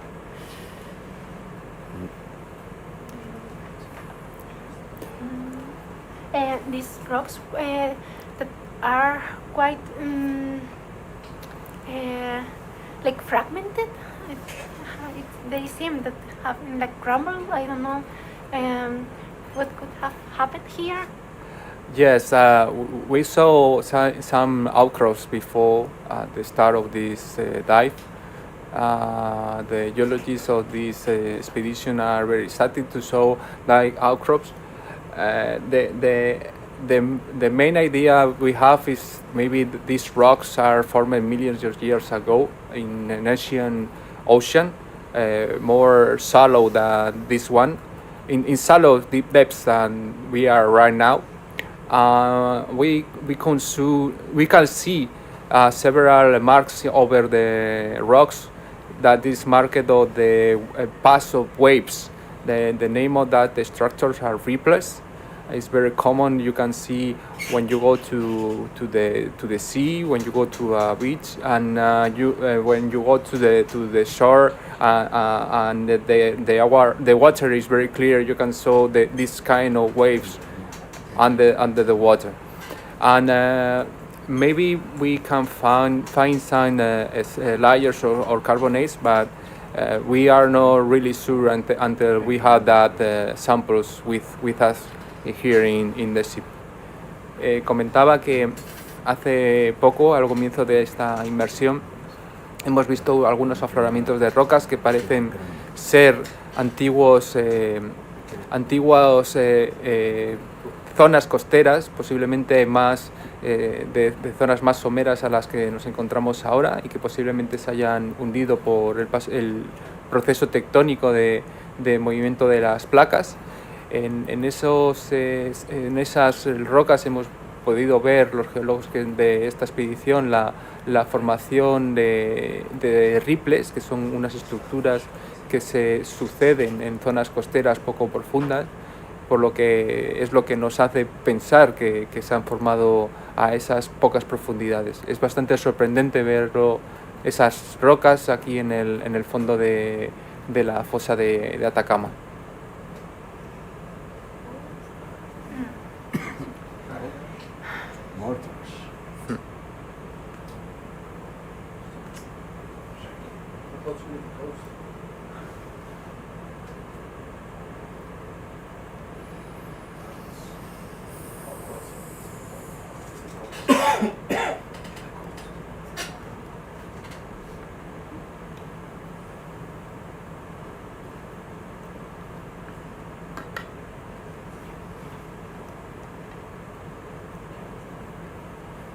Ayer fue un día bastante emocionante por aquí, por el tema de haber descubierto los methane seeps. Han pasado casi 24 horas de ese momento y bueno, esta mañana hemos podido recuperar las muestras que se recogieron por el SuBastian ayer y durante esta madrugada aquí en Chile. Los investigadores están bastante contentos por lo que pudimos recuperar, lo que hemos visto en los testigos de sondeo que se recogen desde el frontal de esta magnífica máquina, y esperemos que nos den bastantes buenos resultados. Aparna, que es quien nos había acompañado hasta hace pocos minutos, estaba muy contenta esta mañana viendo los tapetes microbianos que habíamos podido recuperar. Aparna se dedica a ello y si ayer estuvisteis escuchándonos más o menos a esta hora, pudimos conocer un poquito más de su trabajo. Y hoy continuamos con la búsqueda de estos cold seeps, si no me equivoco. Sí. ¿Cuál es el criterio de haber cambiado de sitio? ¿O por qué estamos investigando este nuevo lugar? Sí, la decisión de buscar los cold seeps en determinadas zonas es por medidas por formas en el subsuelo que hemos visto con la batimetría que se toma también con este barco durante los trayectos, en este caso durante las noches, y también por la posibilidad de la existencia de estructuras lineales, sobre todo fracturas y fallas que pudieran indicarnos la presencia de esos methane seeps. El realizar esta investigación de esta manera se debe a que ya otros methane seeps conocidos en otras áreas del planeta muestran este tipo de características, por lo que tratar de buscar esas estructuras o seguirlas es una buena manera de poder encontrar esos methane seeps.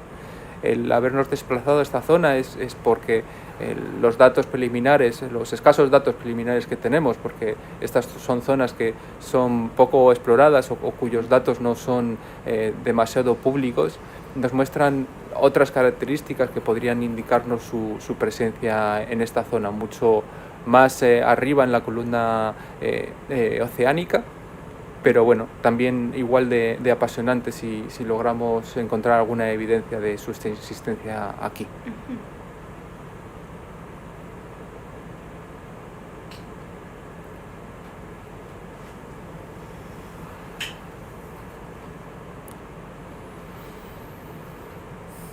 A lo largo del recorrido de hoy estamos viendo bastantes afloramientos rocosos que difieren bastante con lo que hemos visto en inmersiones anteriores.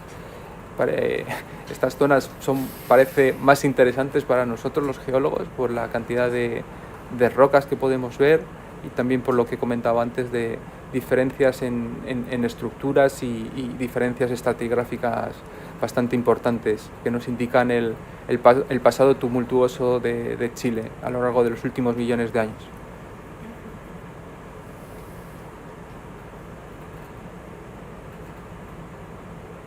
Some white stuff up there.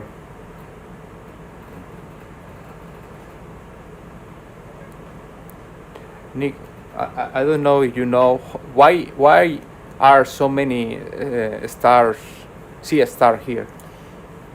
Yeah, that's. I mean, you're right, Oscar. I mean, just by comparing what we're seeing the last few days, I mean, obviously, echinoderms do dominate the benthos at those depths, but this is much more accentuated. It has to do with the depth.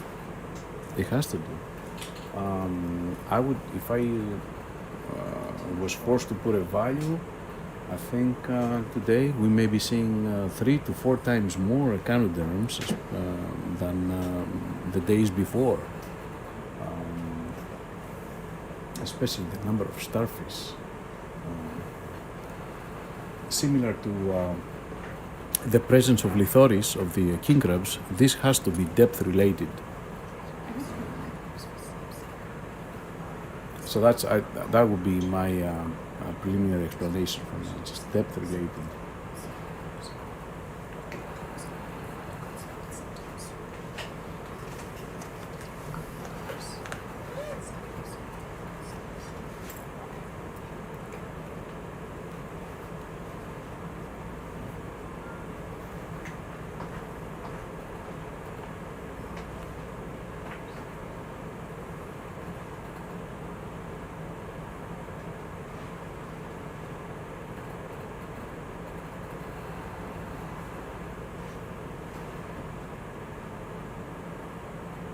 Of course, the next question is what's so special with this depth? Okay, I mean, of course, we can keep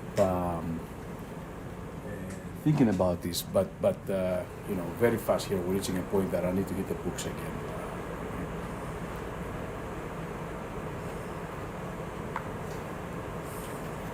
But I mean, you see the so many search, so many starfish here, crinoids all over the rocks.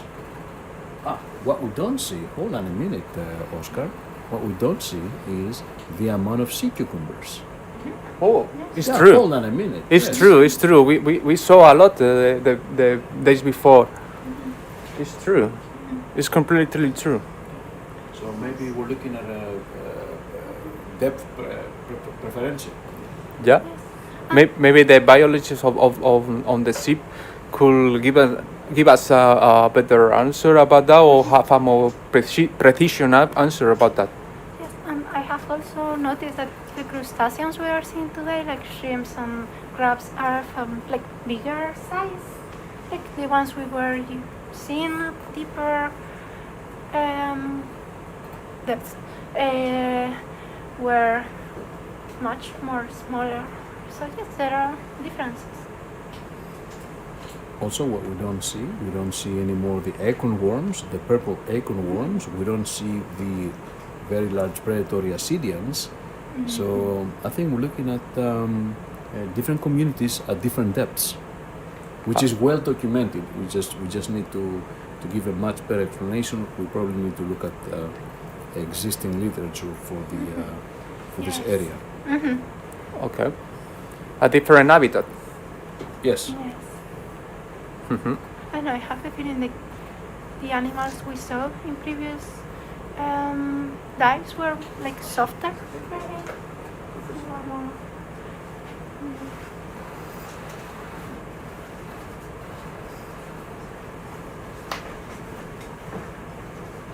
Hey Nick, what's that white? I need a little more focus. Yes, can we focus on the? No, the. Which one? The other Down, one. down. Down. The crab? No, to the white, to the rock, Down. the crab. Down. Yes? Yeah, coming up. This. Okay, thank you. Yeah, let me look. I can't tell you yet. Maybe Nick is the same that we take before, or another one different. From far, from this distance, it almost looks like a limpet. Just a limpet. Now, yeah. Can we? You have to ask. So we can take it, the limpet.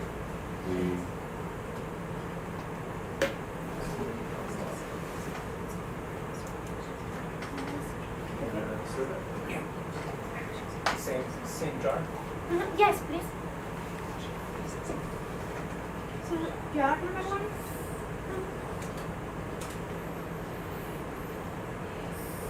It looks like a limpet, the mollusk, cell mollusk, but that's what looks from far away to me. But you have to look at it more carefully when we bring it up.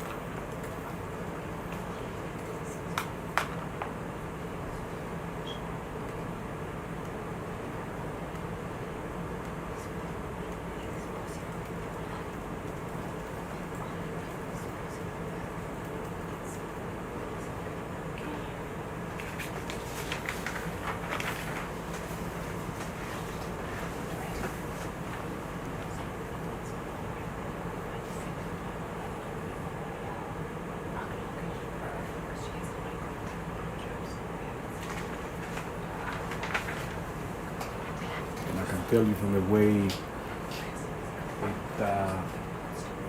like ascidian.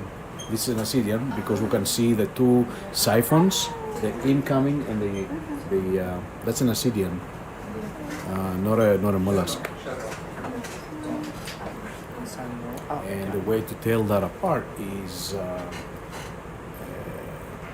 Obviously, mollusks don't have siphons. This has two siphons. Oh! I'm looking at. Okay. No, that's a mollusk. Okay. No, it's Again, if I had it on my hands, I would tell you immediately. Just.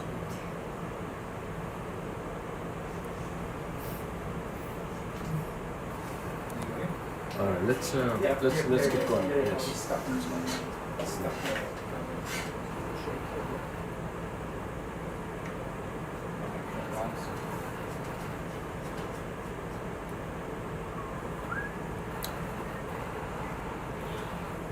Today's dive is dedicated to find additional seeps, so we would only stop to collect something if it is absolutely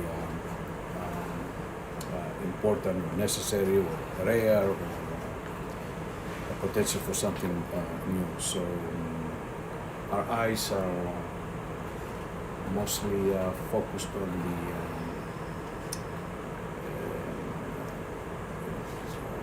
looking at the details because we're not really collecting today.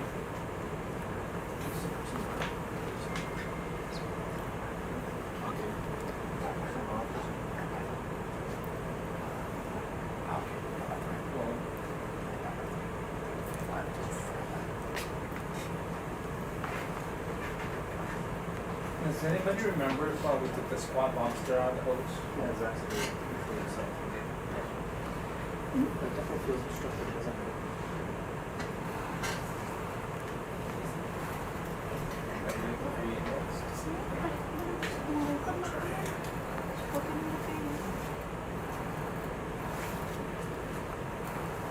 No ha caído.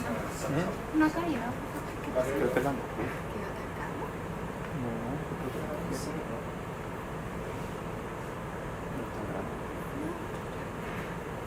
There's a question in the chat on which place of the ocean are we looking at. We are a few miles off the coast of northern Chile, and so we are very close to Antofagasta, beyond the 12-mile zone, and where we can access great depths.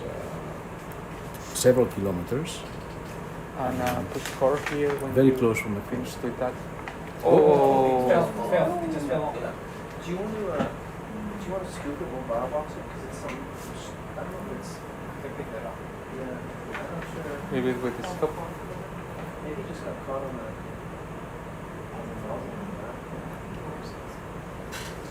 It's certainly molas. Gastropod. Parece que no quiere venir con nosotros. Somos buenos aquí, ¿verdad, Victoria? ¿Cómo? Somos buenos con los animalitos. A ver, que estoy concentrada con... ¿La van a coger con las pinzas Sí. al final?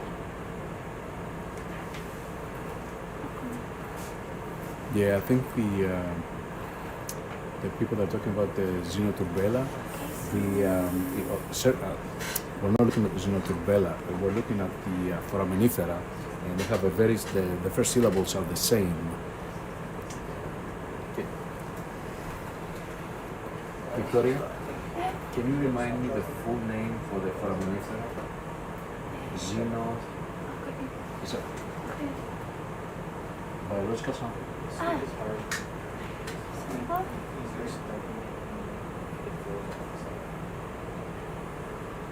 Xeno... Oh, dame el número de voz. Perdón, estoy pendiente de lo que está pasando aquí, pero estoy... Yeah, so Xeno when is the Xenophyphor, which is foraminifera, versus Xenoturbella, which is a peculiar group of worms. So Xenophyphor, very common, exactly, yes, Xenophyphor.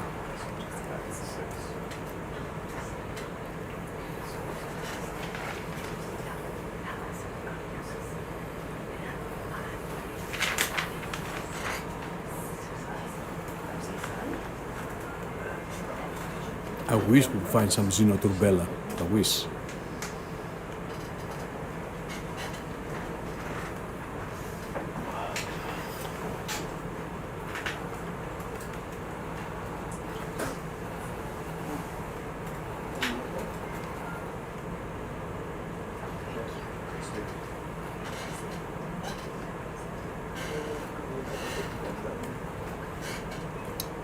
The phylogenetic position of Xenoturbella has been difficult to cement. They have been moving around depending on the data set in phylogenetic studies, but now that we have access to genome-wide data, things are becoming a little more stable. If you look at the history of publications of Xenoturbella, they can jump from protostomes to deuterostomes to closely related to us, and back to protostomes. Okay. Oh, sorry. Now, if I'm not mistaken, with the latest papers, Xenoturbella are, if I'm not mistaken, let me see. I think they are grouped together in a supergroup with Ascilla and Neonematida. These are groups that came out from the old Platyhelminthes phylum. I believe this is one of the later views. We have a fellow metazoan phylogeneticist of the audience that can check this info that I just said. I mean, I can check it too with my computer, of course, but I'll just tell you out of my what I remember.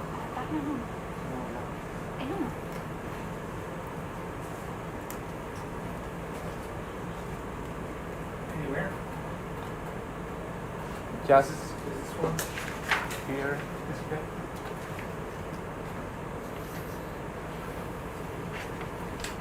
Vale, entonces este para la ¿Sí? gran. Vale. Vale.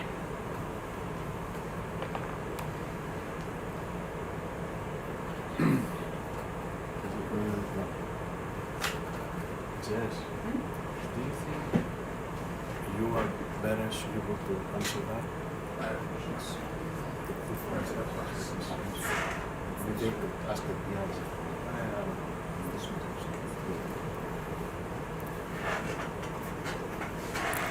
Yeah, I think they're a sister group of seals too, but I think also the Neodematida are grouped together. That is correct there. Okay, so we're throwing these names, and these are very specific names, and these are names that you would know only if you're following the phylogeny of metazoans. Just for the audience, Ascilla and Neodematida were lumped into Platyhelminthes until we start using phylogenetic techniques with more and more data, and then plus people start doing much higher resolution morphological studies and also internal anatomy, and they start figuring out that just because you are a worm, it doesn't mean that we should lump everything in a worm category. So in a way, the worm is an unfortunate term because there are different phyla that have this kind of a soft, elongated body. So Ascilla and Neonematida are now very different, okay? And they're closely related, or they form a supergroup with Xenoturbella.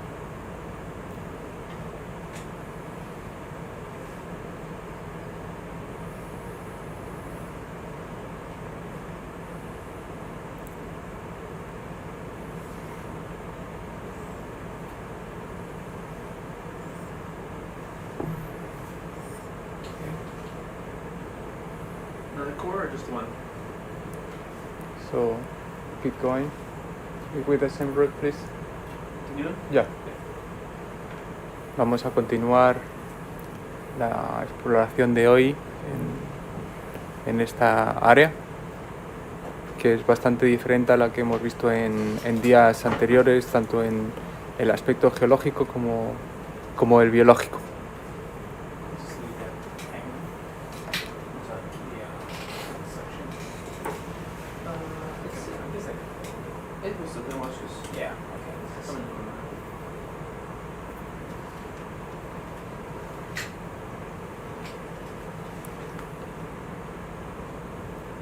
That's good. Yeah. Alright, come on.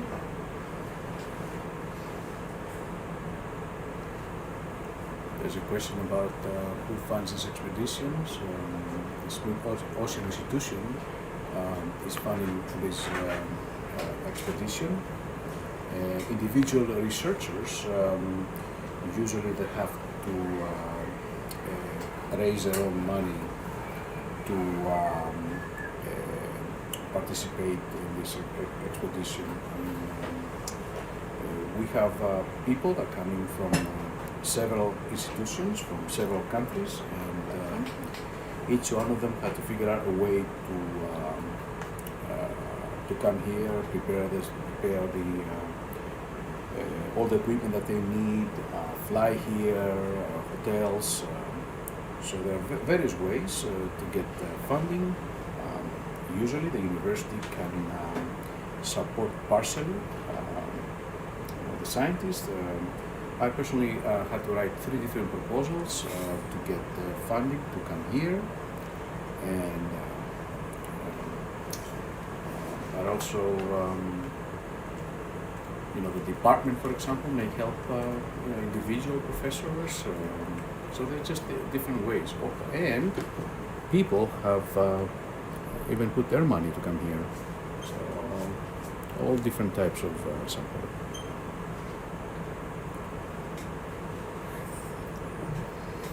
That's probably a very good time for me to thank the Lineal Society of London for funding me. So without their support, I wouldn't be able to be here. Bridge updated position. Updated position.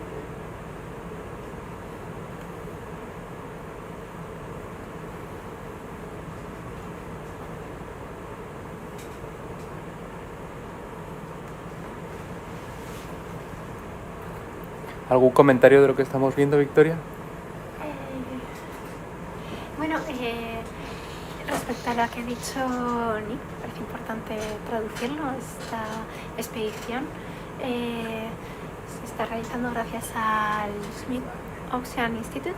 Es una fundación que aporta tanto la financiación como los medios, en parte, para poder realizar esta investigación.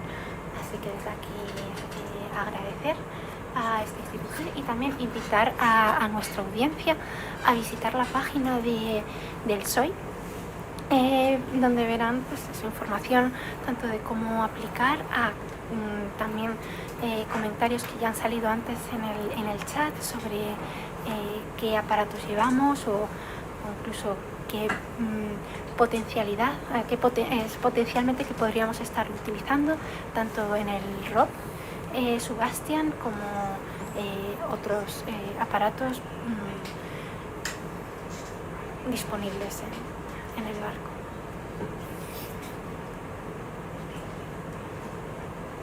Bueno, como habéis visto, hemos tomado un testigo de sondeo hace unos pocos minutos. Es una de las herramientas que tiene este ROV, este submarino exploratorio del fondo oceánico.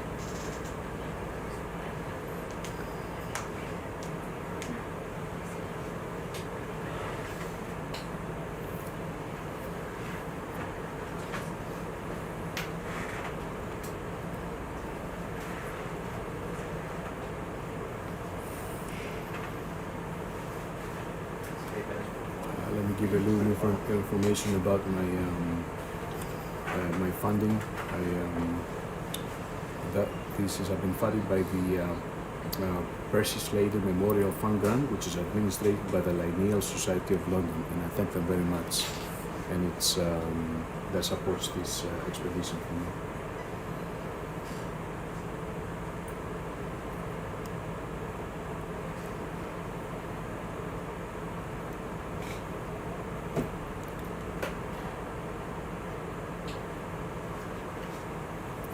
Estas inversiones se realizan prácticamente a diario aquí, no se realizan al azar, sino buscando primeramente lugares donde el descenso puede ser interesante, como el que realizamos el día de ayer o el que estamos realizando hoy, pero también los de los días previos a este.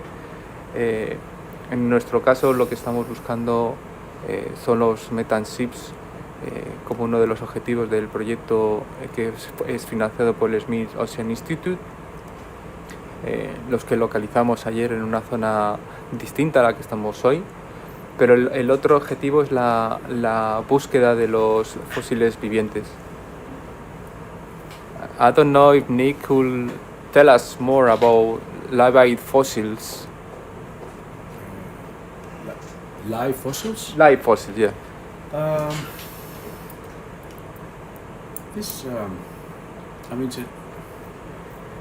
Well, this is a. I mean, you could open a very long discussion here. You know what's. We had time. Yeah, we had that discussion. Yeah, this is we need to use that term obviously very carefully. But generally speaking, we are referring to organisms that their morphology does not change much. If we compare, for example, the fossil record. There are animals out there that have changed very little over hundreds of millions of years, and probably the best example that people can think, and the majority of people know, is the coelacanth. It's the fish that was discovered off the coast of Madagascar several decades ago, a species that people thought was extinct, but all of a sudden they start catching a lot of specimens.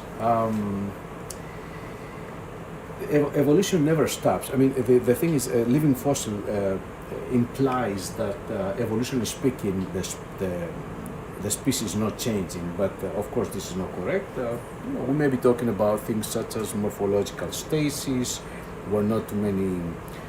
For example, the species can be so successful, there's not much need to morphologically to change. It occupies the same niche over millions of years.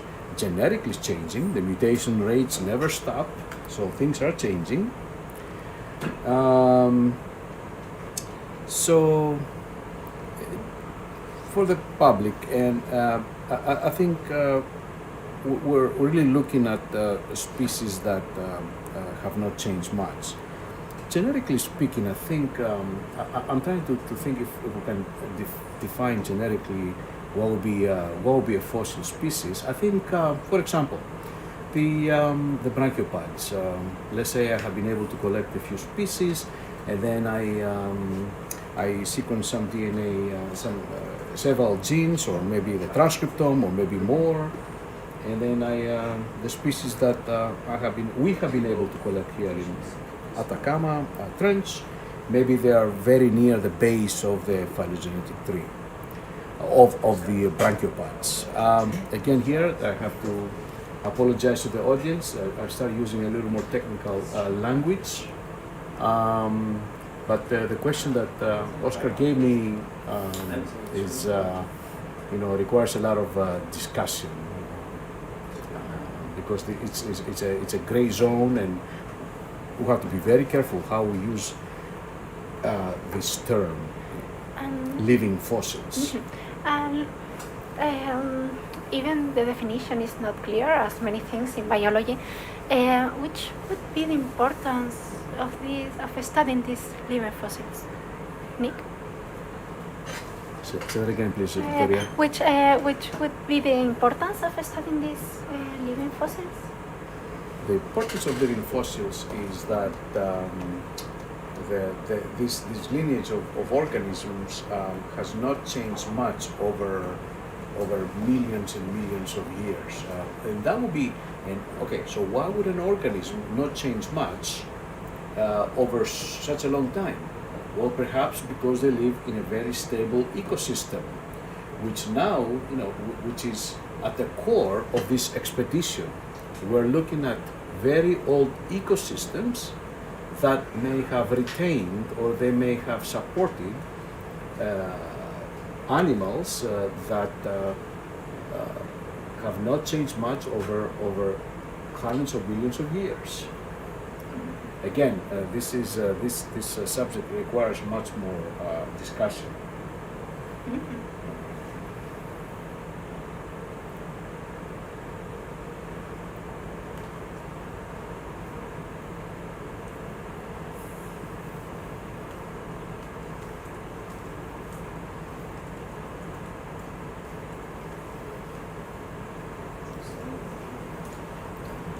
So stability in the condition are the best way to find living fossils. And what characteristics do you think, Nick, that organism must have to reach that to how it's phrased in English, to reach that defiance? Yeah, I think no, that's okay. No, I think one way to a chance event that keeps an organ, an animal, in a very stable environment. This is just by chance, And now in this here, for example, we're dealing with we're talking about geological chance. It just happened that the organisms grew, or they occupy an area that is geologically stable. It has changed. It has remained in the same latitude, longitude for a long time, similar to the Atacama Desert. Just think of the alternative. Actually, it's easier to talk about the alternative. What if the plate of South America had a much more tropical or a much more, let's say, southern pole distribution? Obviously, that would put the organisms in a much different environment, and that would, things could have changed. Or if you have like we had a huge uplift of the whole area, and all of a sudden, from 2,000 meters or 3,000 meters, they end up on, let's say, much shallow ecosystems. There, those brachiopods will not have a chance, because most of the niches in coastal ecosystems are occupied by other species. So do you think that it's more possible that we can find these living fossils in the ocean, even the continental? There are more chances, because of the level of disturbance in continental ecosystems.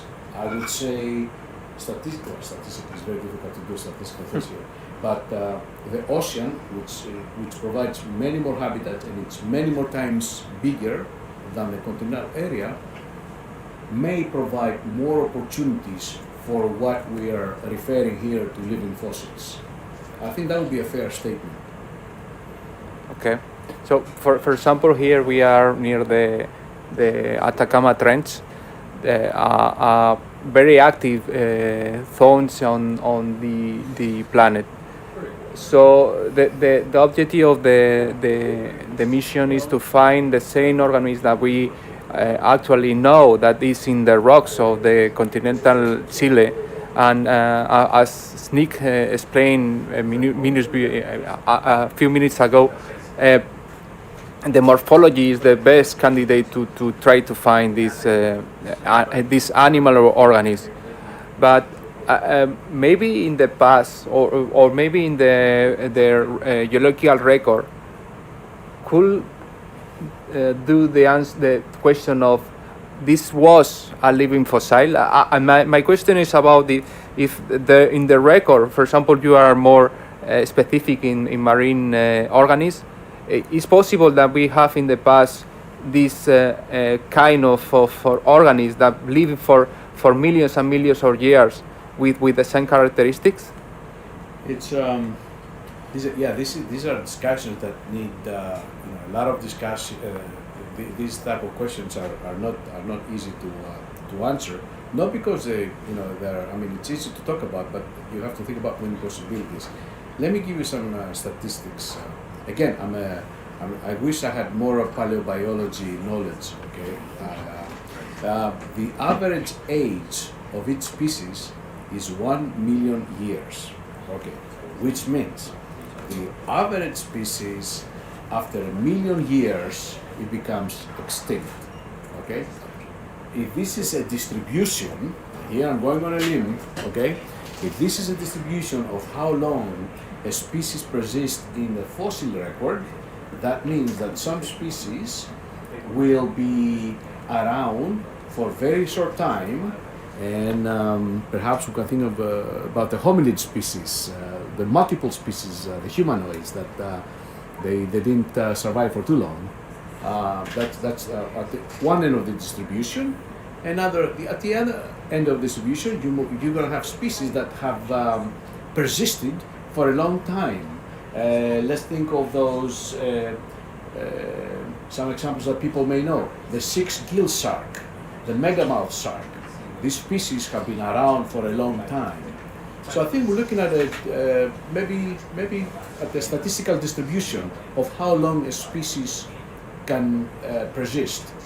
At the very end of one distribution, we're going to have some species that have been around for a long time.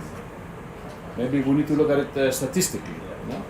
Yeah, because 1 million is maybe the most accurate time for every species on this planet.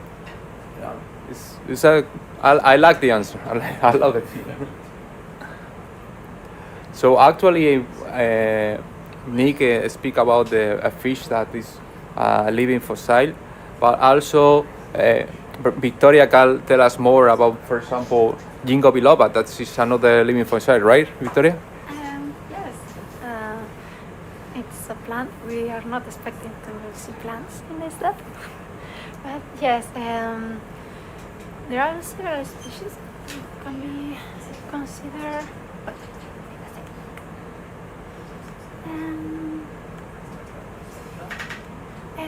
Living fossils, but I don't know if you can explain more. The Ginkgo biloba. Okay, Victoria is expert more in plants than the marine oceans. Maybe she can explain more about the tree. That is a beautiful tree. If you have the opportunity to see one, are amazing tree, a very beautiful tree. For example, the people that living in Granada had the great opportunity to have an avenue that have trees of these species in both sides. I don't know, you have more information or something that is don't know for the audience.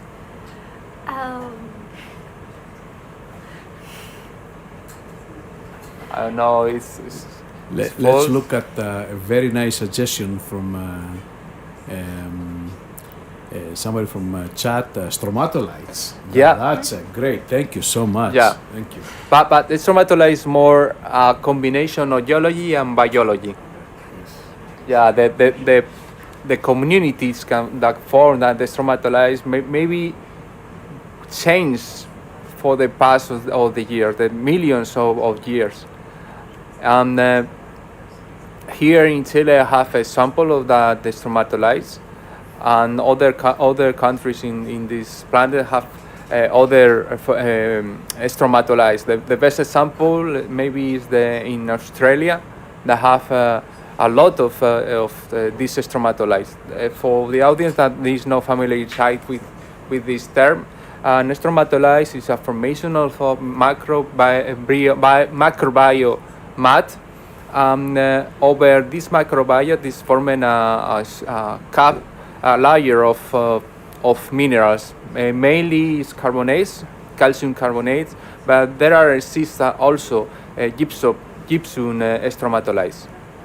And there are spectacular formation with the combination of geology and biology. Those stromatolites in Australia are shallow water stromatolites, right? Yeah, that's a stromatolite is formed near the coast of Australia, and here in Chile we can show it in several salars. I have the opportunity to show it in the highlands, but also, for example, Armando Azua, that is the main IP of this expedition. He also have some papers about stromatolites in the salar of, sorry, I can't remember right now the name. Maybe I can remember later, but it's the one salar very popular here in Chile. I had the chance, obviously my research has nothing to do with stromatolites, however, I had the chance to see fossil stromatolites in Bahia, northern Brazil, and also had the chance to swim in Bahamas. I was near stuck in an island where there were subtidal stromatolites on a high current area, about 65 feet depth, an unbelievable feeling to be swimming around living stromatolites. So I had the chance to see both fossil and modern stromatolites.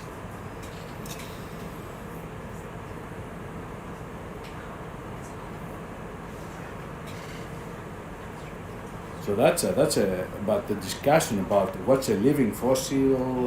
That's a loaded question. To me, Oscar, if I find a Marinonicophoran, that's a living fossil. We know that the phylum lost all marine lineages a long time ago. Or an ammonite, as the yes. Well, if we discover ammonite, I think that I don't have any doubt about the living fossil. Yes, that's right. Maybe, I don't know if it's the hunters have more possibility to be a living fossil than the animals that are hunted by this. Absolutely, yeah. But yeah, there's zero chance for the things we just said.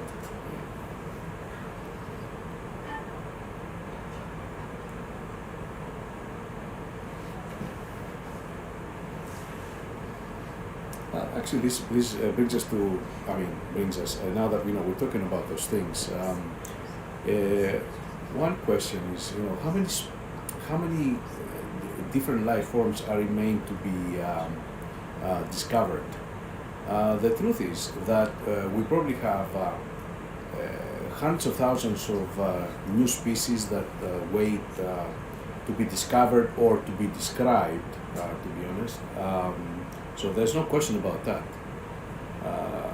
There are thousands of species, or maybe depending on what paper you're gonna read, it may be more than a million or several million of species. But as you keep climbing categories taxonomically, it's getting more and more difficult to find, let's say, new orders, new classes, and of course, new phyla. Okay? These higher taxonomic categories, you can find new ones only if there is a major rearrangement of existing species. Let's say new tools, new data points to another division. But the majority of studies result in new distributions, new species, definitely new genera still, and then when we start hitting the family level in taxonomy, things are getting rarer and rarer, okay? For animals, for example, we had, let me test my myofauna memory here, myofauna knowledge. We had 3 phyla for the last,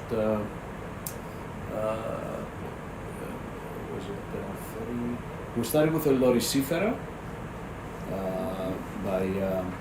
described by Christensen, if I'm not mistaken. And then we had the micrognathozoa, micrognathozoa that was also described by Christensen, if I'm not mistaken, from Greenland. And then we had, you can help me here, the others can help me. I am. What's the phylum that it was? Cycliophora. Cycliophora, thank you. From the city, from the city on the antennae of Norwegian lobsters. Yes, and again, the same person, Christensen from Denmark, has been responsible for describing the last 3 phyla. That guy was a genius. I mean, he discovered 3 whole phyla, and this last Cycliophora was the last phyla to be described, and like it's a. Micrognathozoa is the last one. Micrognathozoa is the last phylum. When was it described? Greenland. But when? The last, you have to look, I believe, around 2005 plus minus a few years. Okay. Yeah. I have a limited memory, Victoria. Yes. No, well, maybe I like Cycliophora because they were discovered the year I was born. Ah. So yes, 1995. So I have like a special love for this phyla. Great. So the micrognathozoa were discovered, I believe, in a student field trip in Greenland, since it belongs to Denmark. Dr. Wow. Crustacean took his class there. Mm-hmm. I wish we had more details about Yes. those events. Mm-hmm. Yes. Again. There is a very common factor in the last 3 phyla of animals that were discovered. The common factor, as you can probably guess, is that they are smaller than 200 microns. Yes. Mm-hmm. So obviously, I mean, first of all, you need to have some very deep knowledge in biology, and then second, you have to be able to be working with, you have to have some extremely good microscopes to be able to do such a good job to describe a new phylum. Yes. And yes, it's part of the work we are doing here, right, Nico? Yes, absolutely. You are absolutely. focusing on these little creatures, not maybe as little as these ones we are talking about, but yes, it's not only about the ones like macroscopic living things that we are seeing right now, but we are also collecting samples to check under the microscope. Victoria, if I describe a new phylum, a minute, I will retire and sail on the sunset. A minute.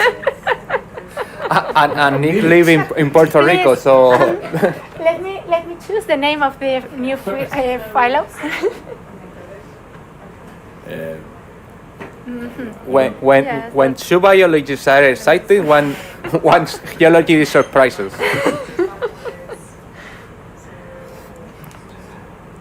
Yeah, I have a question that must a curiosity than something else. For example, the crocodiles, the alligators, maybe we could consider a living fossil.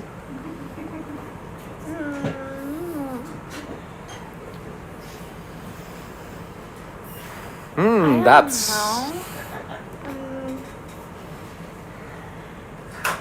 Would you consider it a living fossil? Okay. Crocodiles, alligators are living here in the earth for a long time. You can show in the geological record, the fossil record, that the characteristics of that animals don't change too much.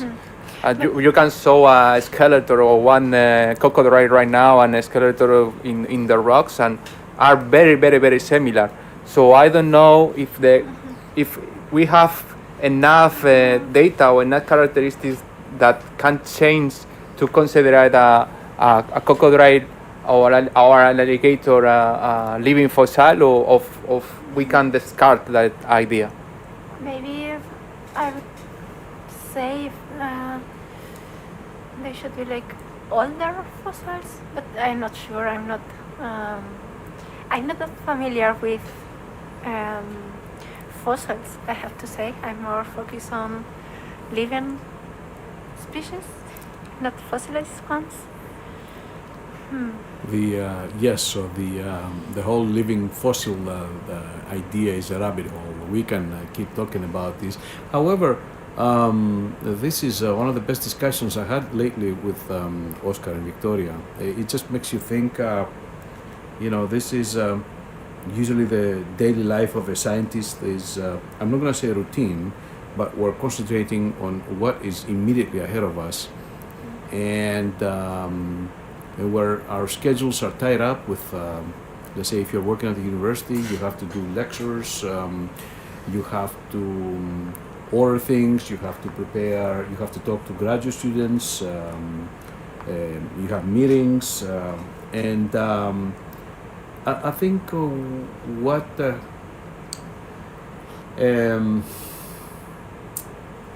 is changing in academia, there's just much more pressure in producing papers and getting grants, getting funds. The idea about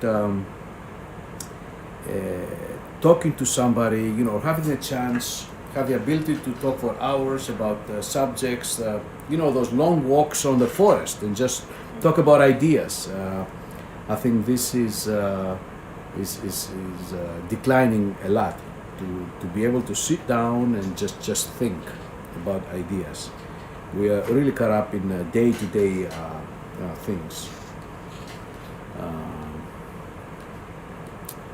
And another question about, for example, here in this expedition, we are different researchers of different specialties, and how the work together of different specialties.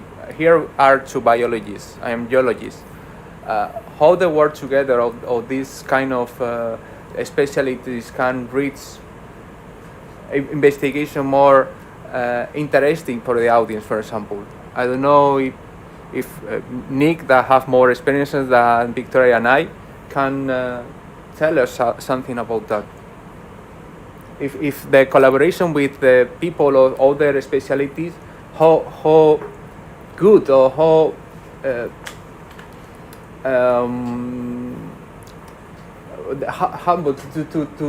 have better ideas to improve the science. Well, I'll give you an idea. I mean, my training is in biodiversity, invertebrate biology. I definitely put a lot of effort in learning the modern genetic techniques, but paleobiology is something that I'm completely missing. I do know some things about the Cambrian, but perhaps the origin of different phyla, but my knowledge in paleobiology is very close to nil. So I'm missing this deep past perspective. Mm-hmm. So it would be, collaboration with invertebrate paleobiologists would be great. It would help me think about the long past, which I really never think. Watching the fossil record, and from what I see, once in a while when I glance some published work, the paleobiologists are getting better and better on getting some unbelievable fossils, like even like microscopic fossils. So I don't follow the literature though that much. That particular literature. So yeah, to have access to somebody with experience in origins of phyla, fossil records, changes in the fossil record, that would be amazing.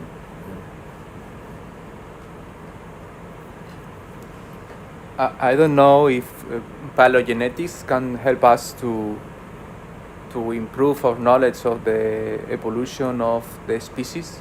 Absolutely. Phylogenetics is one of the best tools we have to understand the relationships of species. There will be some time where the relationships of most taxa will be relatively resolved, because we're also reaching the point that no matter how much data we're putting there, it's still difficult to resolve some difficult clades. But definitely phylogenetics have revolutionized the way we're looking at animals and plants and microbes. I mean, anything. I just have to compare my marine invertebrate book. I'm not going to say the time, but with the books that we have right now, the changes that have happened.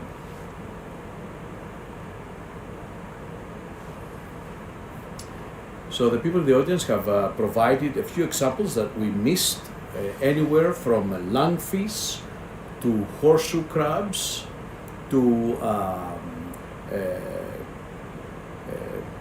what was I just said it. Where did I swim around in Bahamas? I forgot what I was doing. Yes, Listakin Island. That's right, Listakin Island. That was amazing, actually. Yeah. So yeah, there. Now again, these are great examples that the audience is putting, but do not forget, we're talking about relatively morphological stasis, because mutation rates in horseshoe crabs, in lungfish, keeps that does not overall it doesn't change much. It keeps mutations are happening. So in that way, evolution never stops. Yes, stromatolites. Thank you.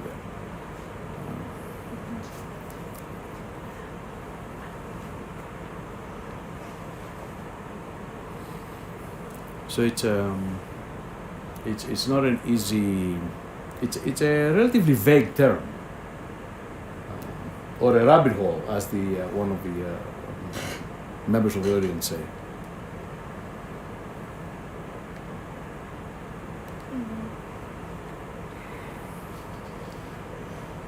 Maybe for me it's still a clue. What is the difference between phylos? You explained a minute ago the discovery of different phylos. So I don't know if you can explain us more about what is a phylo. What is the difference between phylos? These are major. Oh, I'm sorry. Go ahead. It's okay. Let me hear your view. It's okay. Yes. Well, in biology we have we group the different creatures in groups. So you go from the broader groups that maybe are more familiar to all of us, like kingdoms, and then you subdivide those groups into smaller groups, and then you subdivide those smaller groups in. So you create this kind of boxes where you can put all these creatures. So philo is one of these categories. So it means they englobe a series of species that share common characteristics. Yes, probably I could explain it better in Spanish, but yes, in English. But the characteristics are morphological or genetics, or both. Let me say something. Okay, Nick. No, I talk to Jess. No, it's okay. Yes. These are phylogenetics. At first they were based on physical characteristics, anatomical characteristics, but right now with the technology we have access to, and they are more based in phylogenetics. So yes. So in the future, with more knowledge of the genetics, it could be possible that the actual tree of life that we know could be changed dramatically. Well, in animals, I'm not that familiar. It's a fish. Sorry. It was like a very white spot. I can tell that in plants, yes, it has changed, and even yes, so it can change. Like I don't know if dramatically, but but that is science. Like you have a theory or a hypothesis, and it is true until you find one that fits better the reality. So it's like it's not a big problem. Like right now. Well, a couple of things about the question. Yeah. Any taxonomic division above the species level is artificial. We made it. We'll get back to the word artificial because there is some truth there, okay? We made it so to help us categorize the different species on Earth. Now, I'm not going to even open up the species controversy. That's a rabbit hole that we will never get out.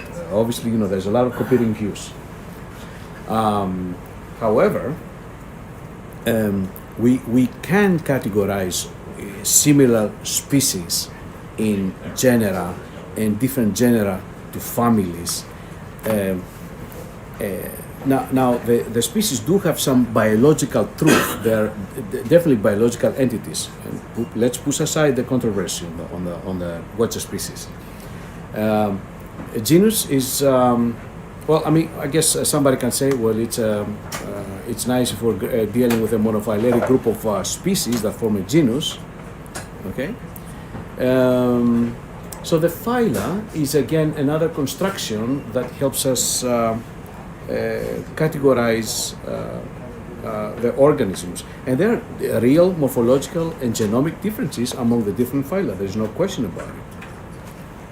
Thank you, Nick. It's my end of this streaming. Right now, we give you in hands of Drew. So thank you for the audience, and we listen soon. Bye. Yes, I'm going to go to enjoy the fish and the beautiful views we have, and I leave the sea login to Miguel. So, well, thank you all of you thank you. Gracias a la audiencia por estar allí. Espero que sigáis disfrutando de las vistas. Gracias, Miguel. Okay, good job.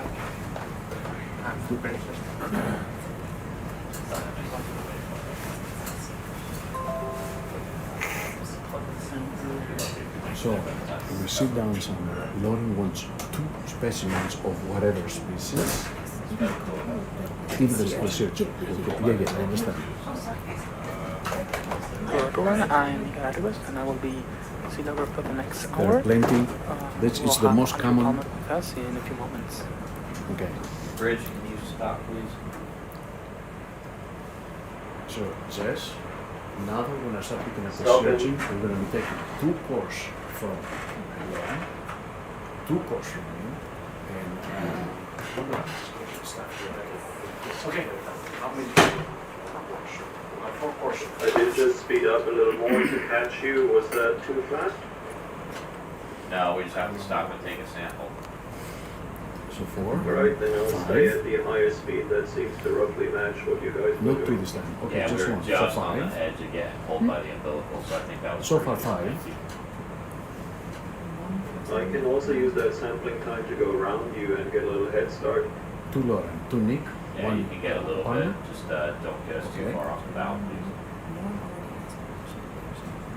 Cigar 1. Right. Okay. So, So 4. good evening Eastern Standard Time, Thank you.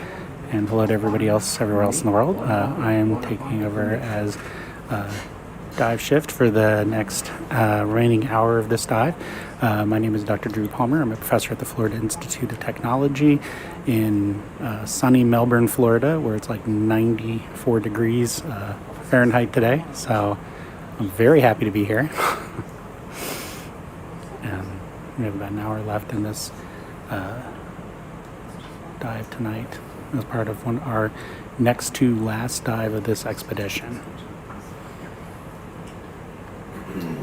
And with me is Miguel and his rocks. No rocks for me today. Okay. The day will be incomplete. Oh, a monster crab. He does not look happy. Right. And I was hearing some chatter in the back of the room about coring in this area, so I'm just going to check in real quick.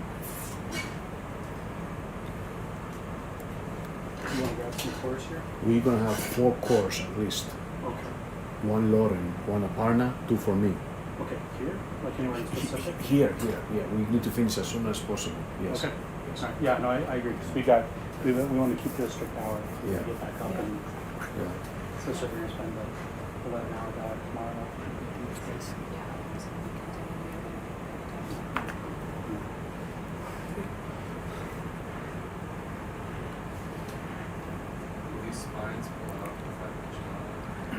You will collapse a few of the spines, but that's the way it is.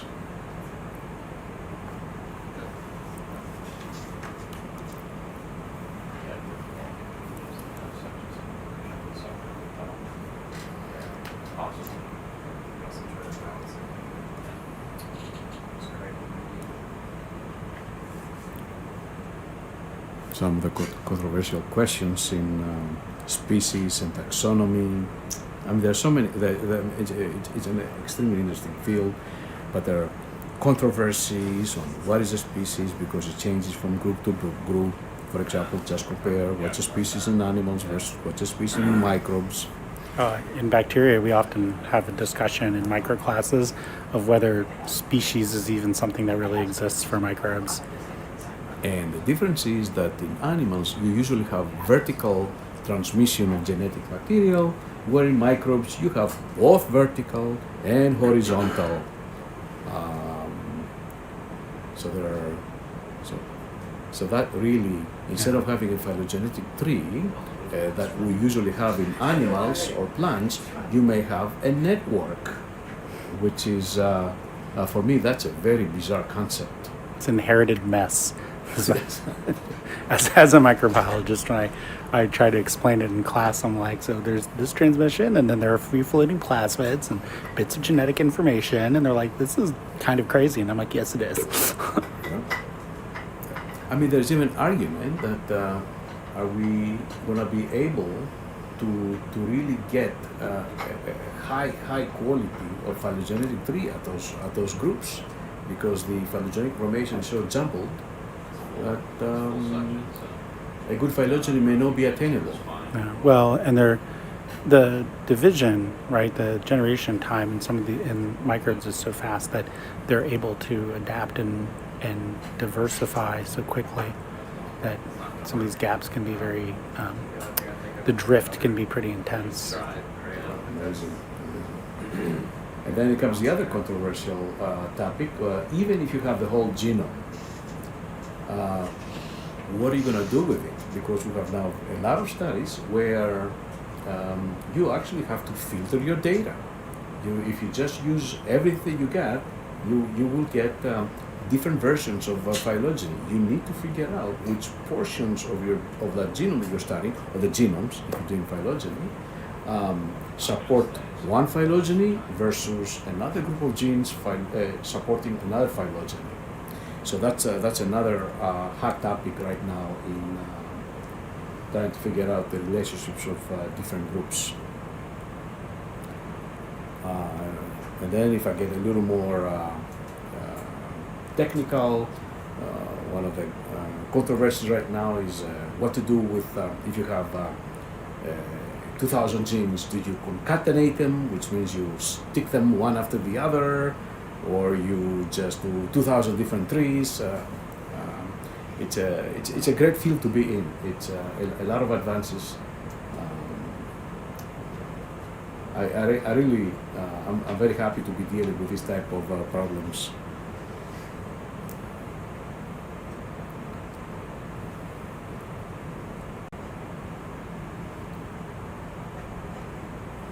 I'm just asking the group real quick about getting any water samples, since we're stopped. If we're going to get a sample in a couple of cores, do we want to get our water samples here? I don't know that everybody even wants water. I'm not planning on collecting any this evening for this. So today we had a shorter dive today. This was only about 5 hours, I think.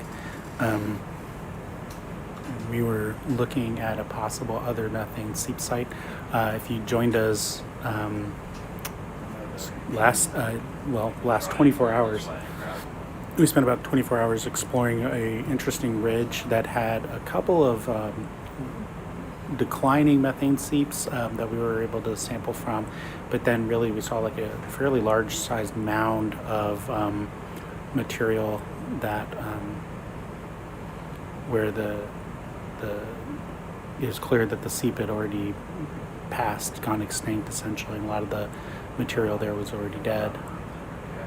So that was interesting. We logged a little over 24 hours, I think, on that dive.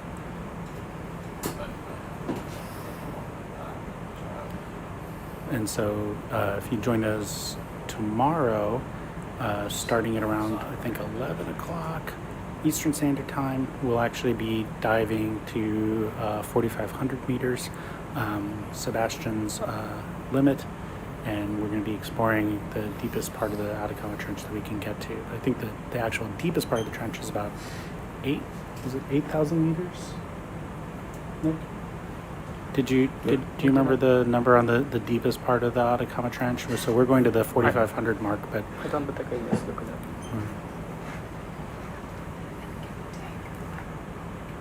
There's some questions about how to estimate the population of the samples based on the observations.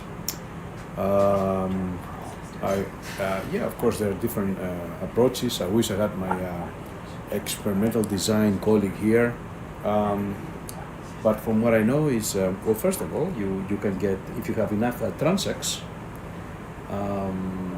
you can do a decent job of estimating the population size. A transect is, you catalog everything at a given distance.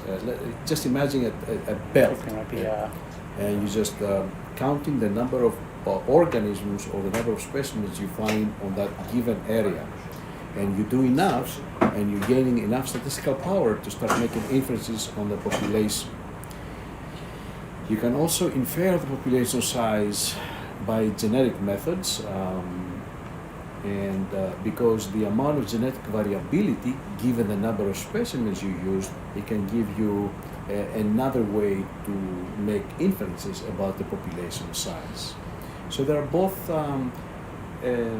ecological and I would say genetic approaches to estimate the population size.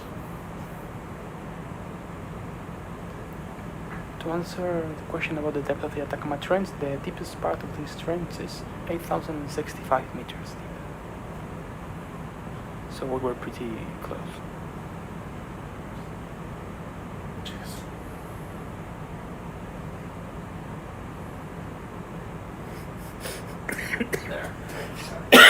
That works. It's It's it bends, and it's great that it bends. So these are the plates. Even if they break slightly, they're fine. Yeah, so it's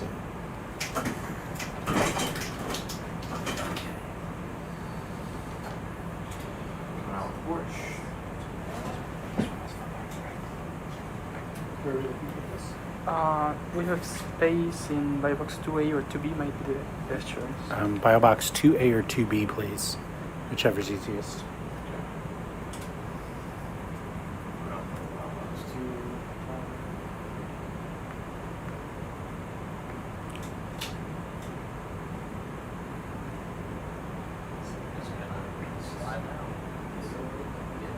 No.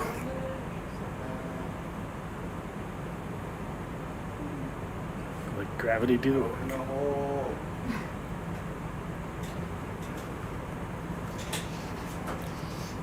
Just like you meant. Just like you meant to do, Tyler. Just like you meant to do. We talked about that before. Perfect. Okay. I guess I can just leave the fortune. Like you're going to need this one. Do some push cores, I think. Are we doing push cores here? Or do you want me to move forward? Is this a good spot? Yeah, I think we're going to want all of the four push here, as well as 2 samples of the smaller sea urchins and 2 samples of the sea stars. Okay, that is probably going to take us out of part of the time. Yeah, let's do the push course. Easily, yeah, so, yeah, so, yeah, if we could. No preference for the push course, just undisturbed sediment.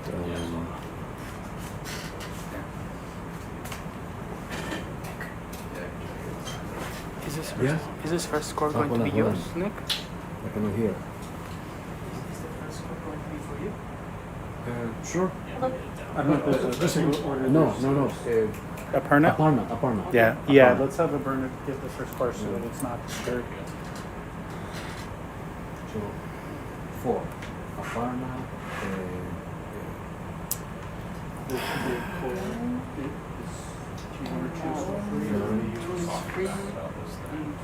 All of them are free except for one. We only have one for Aparna.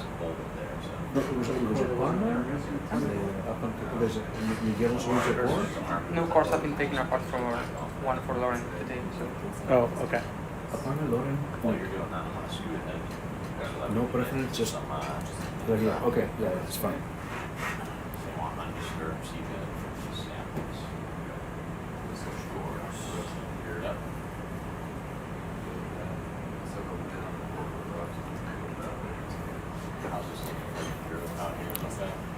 Just compare the 3 hours we're here already versus the 26 hours last night. Yeah, that was an all-nighter. I came on session 3 times.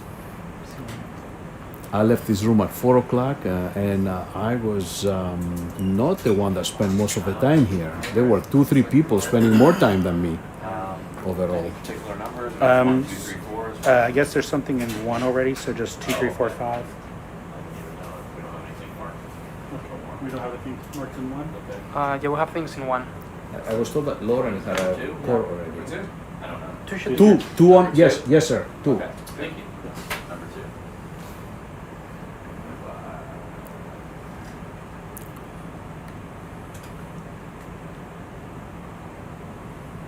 Yeah, last night's dive was really fascinating and made us think a lot about the sort of history of biology in the trench and biology in general, like whether it's here under the ocean or in a different environment, these biological hotspots that emerge, like a methane seep that, for some period of time could be, months, years, and then, there's this explosion of life for some period of time, and then that energy source fades out, and as it does, so does the biology wanes. I think Nick made a remark that it's a good reminder that nothing lasts forever.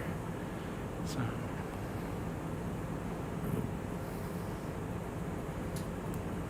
Any spot will do? Any spot will do. Any spot, yeah. The squids and worms, the downfall of taxonomies. I would say worms are definitely have proven to be very difficult. Even now, things are jumping around in the phylogenetic tree of animals or metazoans. If you want me to throw some technical terms, squids, cephalopods. We know what's going on pretty much. I don't think the cephalopod tree will change much, and also the molluscan tree overall, that of course the cephalopods belong. It's I think has a couple positions that need to be examined more. Overall, it's getting stable enough. Again, here I'm talking about the large categories within mollusca. Okay.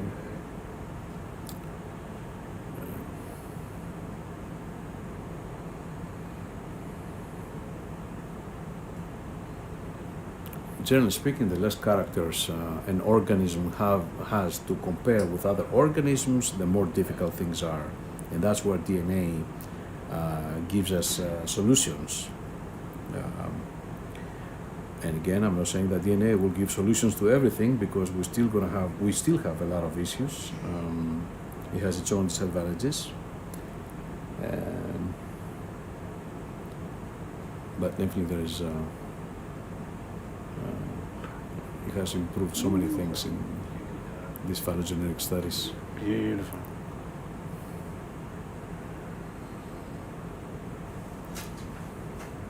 Saludos, Puerto Rico. That's awesome.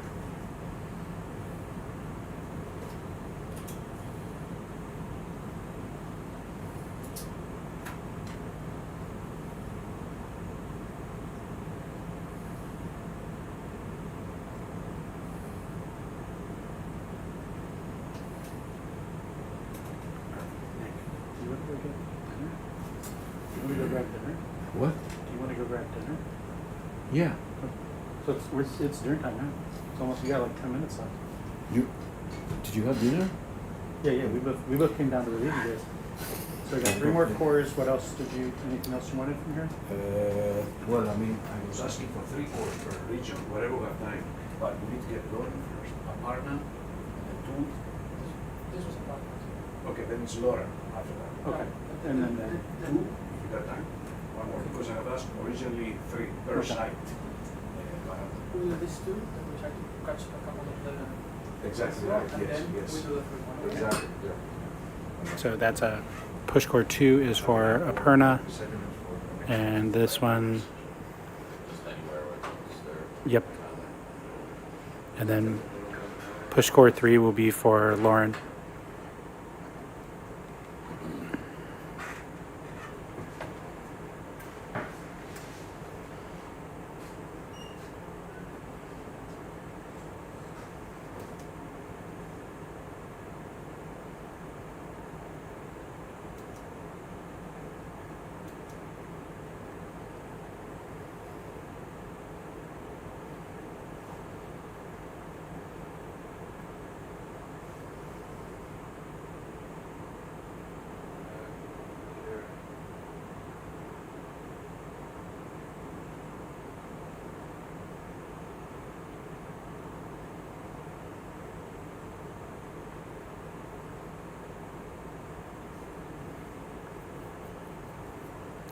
And so this this is our fifth dive. Yeah, so this is our fifth dive. Our first dive really was about collecting some of the large living fossils, though that is not really it's not a scientific term. The technical term is organisms with of ancient origin. So they're things that the rest of their species have essentially died out, and so they're thought to be extinct. But then we find them in different places. So chitons are a really good example of ones that we found that are kind of well accepted examples. We've actually found quite a number of them in this area.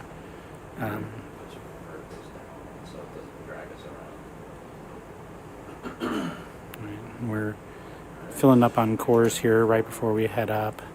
I know that Nick is particularly interested in seeing some of the diversity in here. Right. So it's, we've got the Pernas, we've got Lawrence. Okay, so.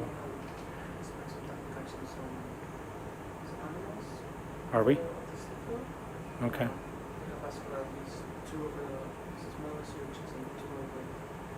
Okay. Okay. Okay. Gotcha.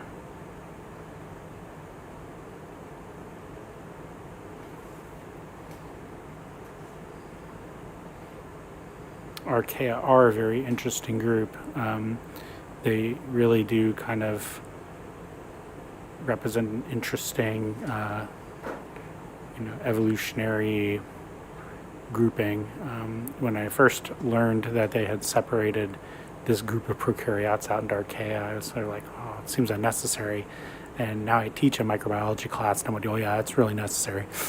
They really need to be classified kind of as their own thing.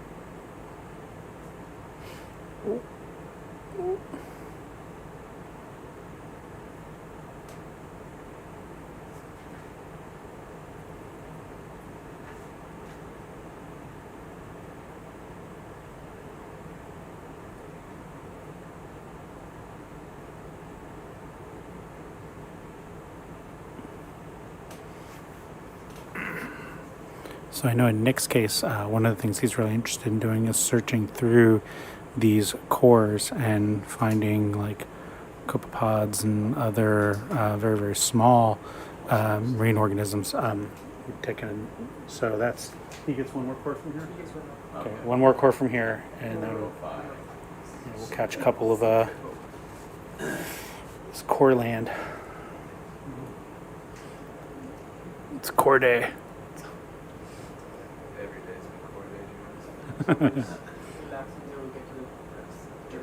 Yeah. Yeah.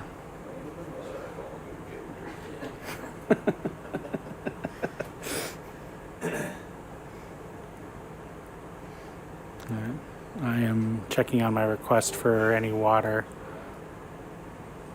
and I'm not seeing any. Do you need any water, Miguel? Okay.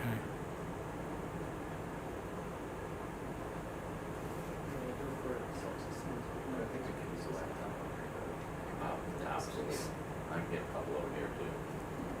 There's plenty of room. Yeah.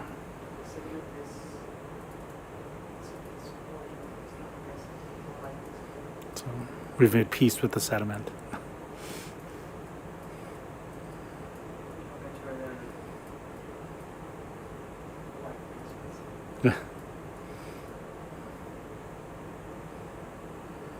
No, last night was funny because we actually, at the active seep, we found some microbial mats, and those were a little bit harder to core. And man, the room got so quiet. I was like,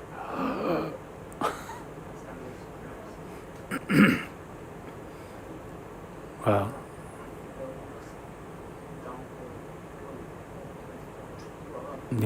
Yeah, we were down for almost full 24 hours. But we did, I think, a really nice job of charting essentially the seep. And I think that, gives us an interesting way to think about, again, like the coming and going of these, right? So if we wanted to find a seep, we found one. If we want to understand seeps better, I think our geologists on the expedition give us that. Would put Niskin samples give us potential seep locations. If visual evidence is pretty good for a lot of those. Mostly our best visual evidence that we had was biological. There'd be just something kind of an increase in like clamshells, and the microbial mats were really present in the ones we found last night.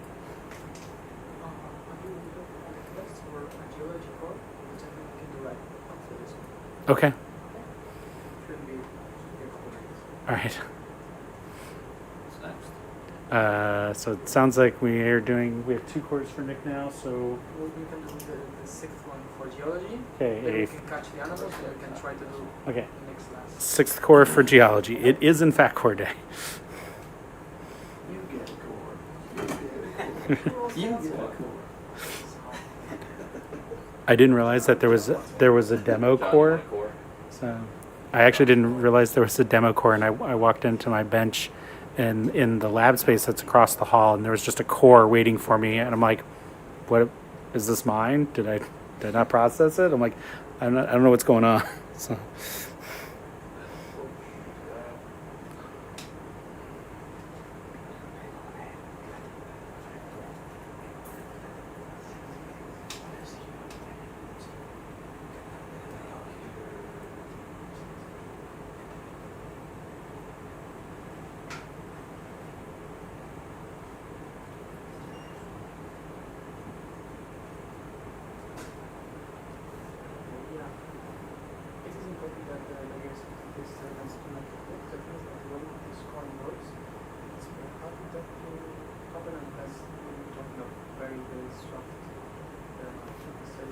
no.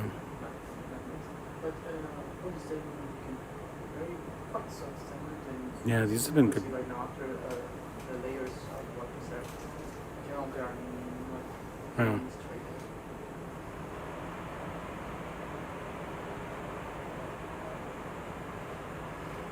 So tomorrow will be, for those of you just joining, tomorrow will be our last dive of this expedition. We're going to be going to the Sebastian's depth limit, 4,500 meters, and looking at a spot deep in the Atacama Trench.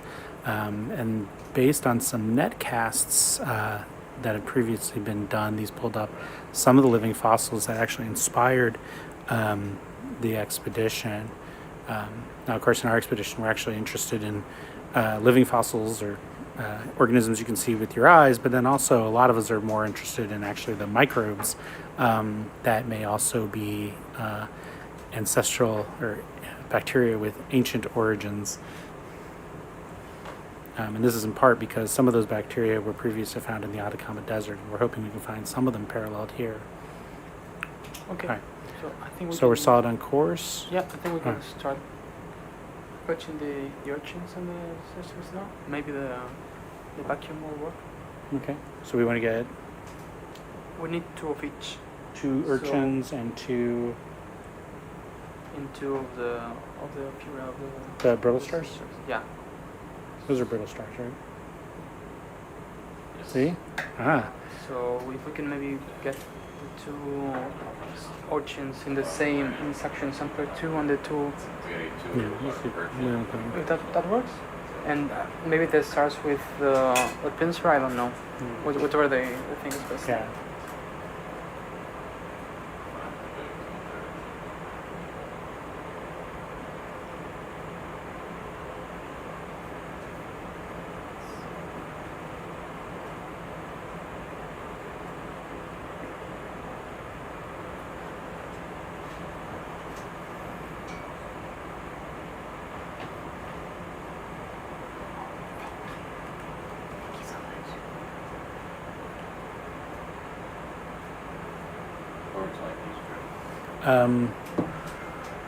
Where do we have first base?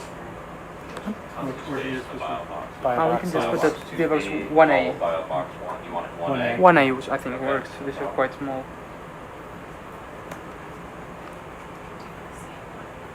And put the brittle stars at the section samples. We're taking two of them into 1A.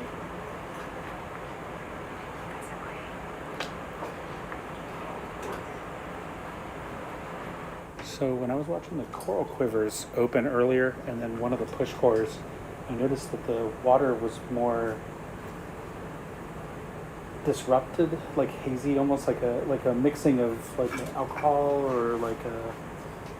Yeah, that's the different temperature. Okay. The water coming out, like heat waves off of the Yeah. off the pavement. So yeah, I hadn't seen those in previous ones. So is there a bigger temperature difference here? Maybe just some that had a little bit more leakage on the way down. Yeah. Shoot it for 2.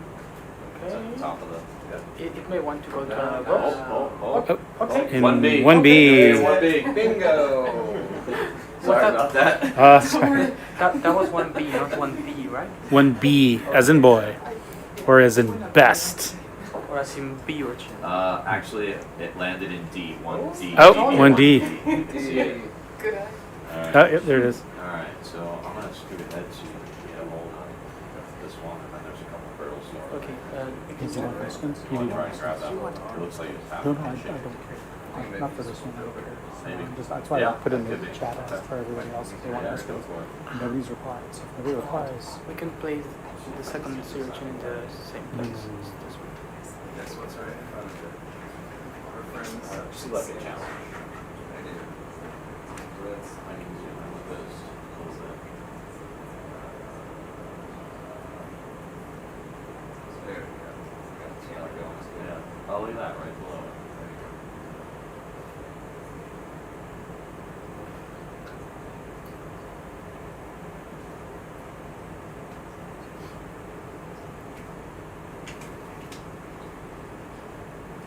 Yeah, buddy.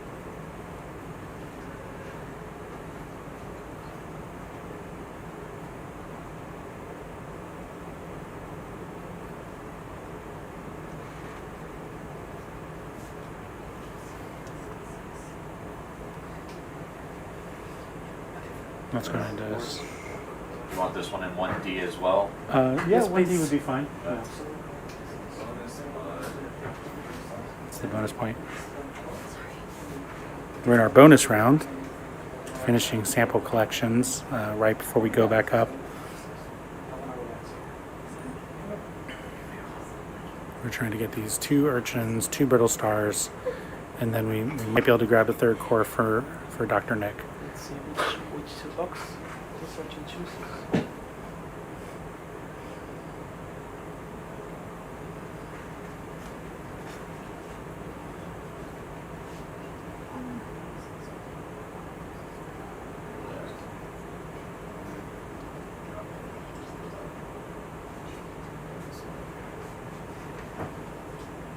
Oh, Come on. hey! Alright, then we have a section sample, 2 brittle stars. Should Might we be better off section them or picking them pick up. them? Okay. Let's pick them. Oh man. Okay. Okay.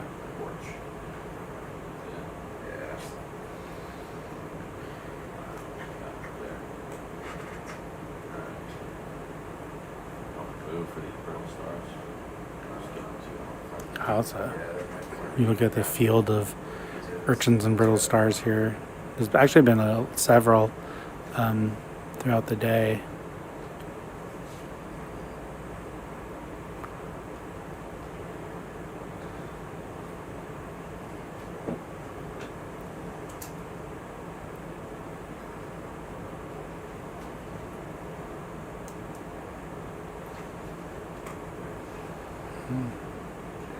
And we have no specific requests for which ones I know of.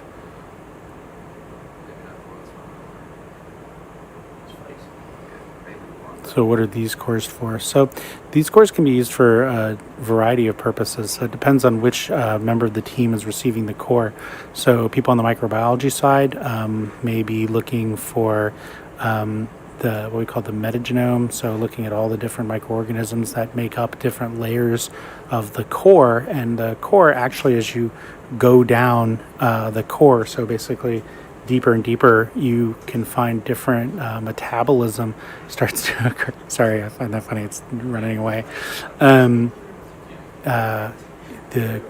You'll find different kinds of metabolism going on, and so through the different layers, and they may be sharing metabolites back and forth between them. So getting profiles of those would really help us understand metabolism here at the ocean floor, which is really intriguing because it's an energy limited environment relative to the upper portion of the ocean, right? So the high productivity zone where all the photosynthesis is going on, right? And so there's a lot of nutrient-rich water up there driving a lot of photosynthetic processes.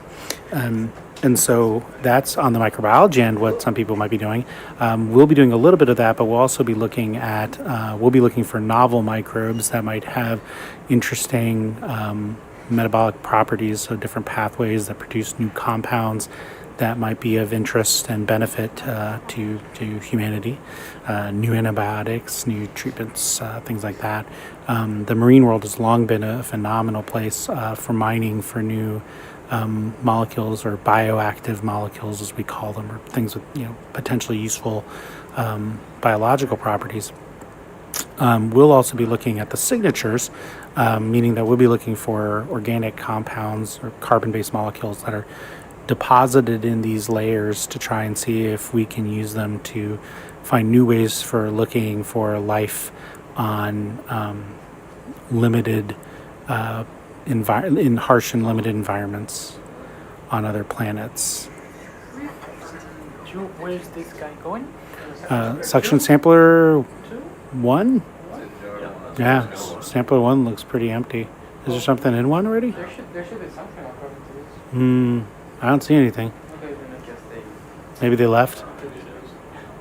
Well, that's in there too. Yeah. Okay. I can shift to 2, sorry about No, that. it's okay. We can keep it in 1. Yeah. And then, all right, we want to get one more, and then Then we're going to get we can see if we can get next core, but then we're done. Yeah. You can show your short transit. Oh, Tyler's got a 2-fer. You got a bonus star. Oh, cool. 3 stars. 3-star review for 3 stars. 3-star review. Bar for the course. This is a 3-star dive. So, have to keep you in the majors. yeah. All right. And so, and I guess since we have enough time, we've got enough stars, can we do one more core for Dr. Nick? I was really hoping someone would say that. You can't say it yourself. And so the geologists in our team are interested in looking at these cores basically to understand sort of the history of the ocean floor down here and kind of help us understand chemistry and geochemistry in these environments. I think that covers pretty much everybody who's using the cores. And then I was just speaking to one of the other scientists, Jess, on the project, and she was saying that at least one of these stars are going to be used for analyzing the gut microbiome, or finding out what kind of microbes live in the guts of these brittle stars and help them survive in this environment. you know, and the ocean is really one of the greatest places, along with plants, which is a large portion of what I work on, to see just how crucial, you know, holobionts or holistic or, you know, views of organisms where we can consider both the host and all the microbes that are inside of it are really critical. That is right. There are several drugs that have been derived from coral reefs, from sponges. So places like the ocean and the rainforest so are really intriguing places for the search for bioactive compounds.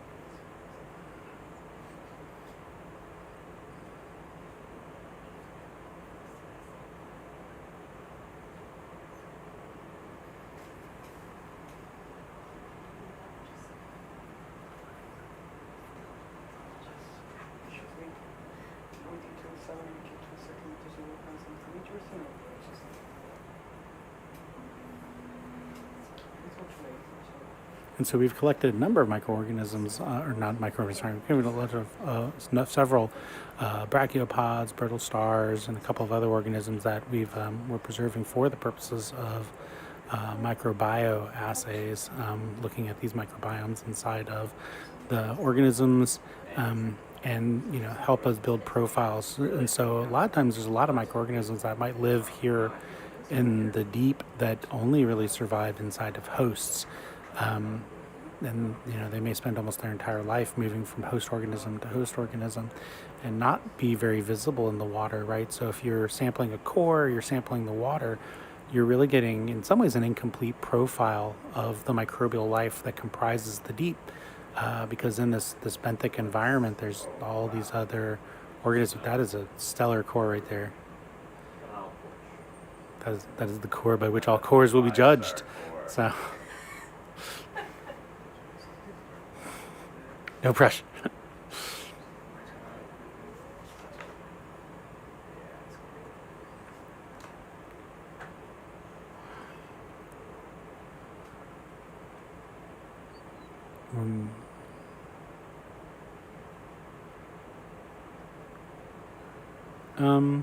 So places by the microbial seeps are probably going to be hot spots of microbial life. But cores like this are probably more representative of what general life down here in the ocean, in the ocean floor, is going to be like. Right. I believe we're done here, so I think we can just keep I think going. we're ready to say goodnight. We've been asked to keep going until 7, just Okay. in case Okay. we find We've been asked to different carry on species. until 7, just in case we find an elusive. You know, thing.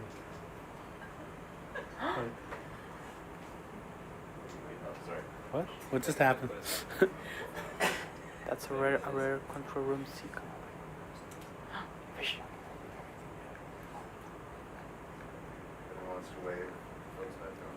Oh. Hello. Carrying on down the line. Keep fishing. No, don't keep. Okay. Do you want us to grab? Okay. Okay. I want the fish. We're gonna look around a little bit, I guess, for the last 10-15 minutes. I guess forward. Forward. Down the line. Yes. Okay.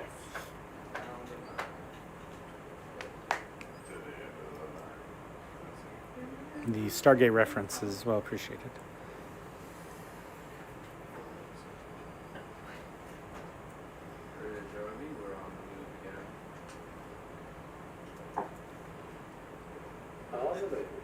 All right.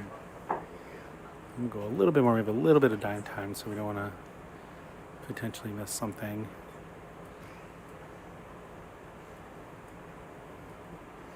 And I'm just going to do a quick check for Niskin bottle requests for filling waters.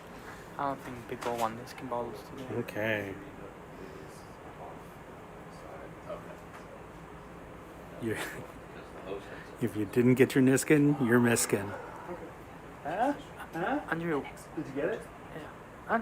I was being requested things. I said if you didn't get your Niskin, you're miskin. Huh? Anybody? No hablo inglés. It's not hitting, Drew. Let me try it a third time. it'll get funnier every time I say it. Good work. Risk it for the Niskin. Oh, that was so much better. That's not fair. Niskin, not Niskin, Andrew. We have a request to catch the next shrimp we find. Okay, can we please catch the next shrimp that we find? If it's shrimpy, we want to slurp. If we... Oh, and can we check out the skate? The skate. Ooh. That's one thing we don't do here. There's two shrimpies. Sorry. There are two shrimpies on the left, or maybe only one. We're gonna look at the skate first, real quick. Can we get that? Maybe the NHL playoffs. Oh, Do it for the Oilers, Doug. Sorry, do it for the Rangers.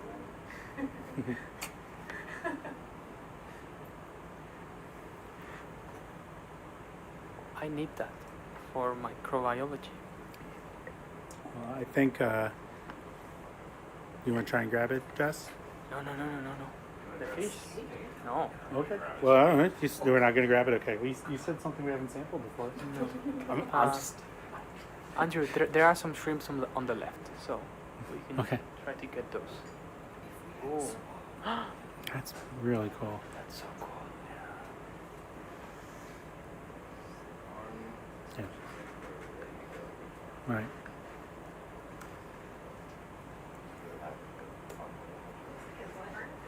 We're gonna skip the skate and we're gonna go for 2 shrimp if we can grab them.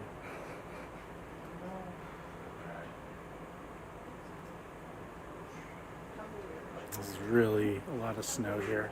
They were slightly to the left and a bit up ahead. You good with that?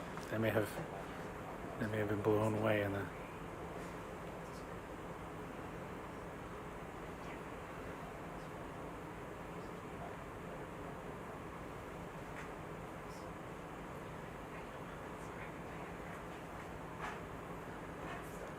You want to carry on? Are we seeing any of the shrimps here? There's a shrimp there, so. Yeah. It might be easier to move forward a little bit to get the shrimp. Okay.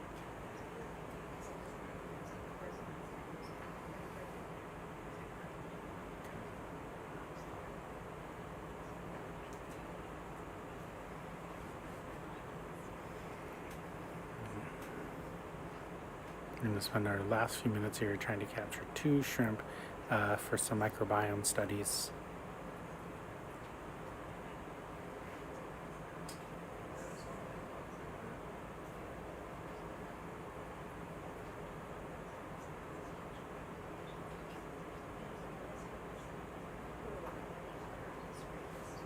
Samples on jar 2. Okay, suction sample in jar 2 for the shrimp. Yeah, that works. Okay. Sampler 2 That's for a nice shrimp.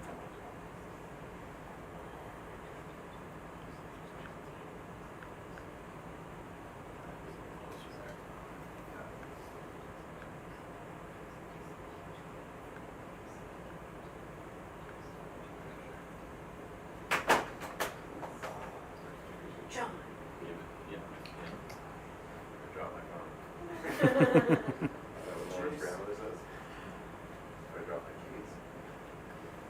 I'm just trying to run away a little bit too. Get him. Yeah. Oh. He's fast. Elusive.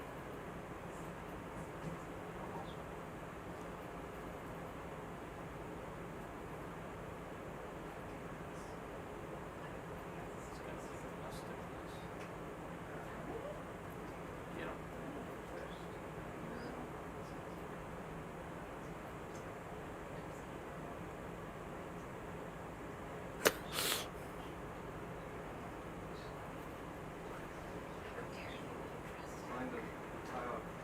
Yay, sediment.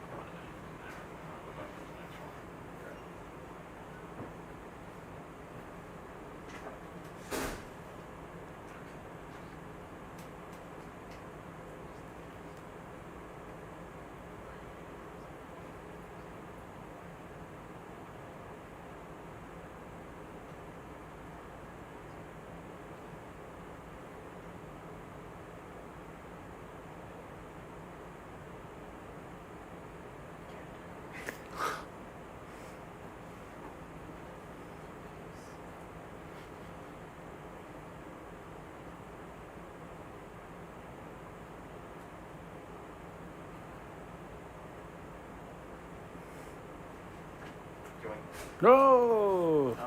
Yay! Oh, no. Oh, man. I jinxed you. I'm sorry. Is it slurping well? It feels that the slurpiness is subpar. Yeah. I think we may have to pass on the shrimp. Who was Jess, was that shrimp request yours?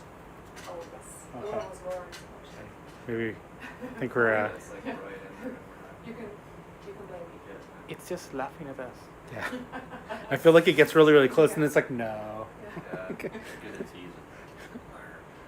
Oh, It's called microbiome. Yeah. Its microbiome will remain unknown. We have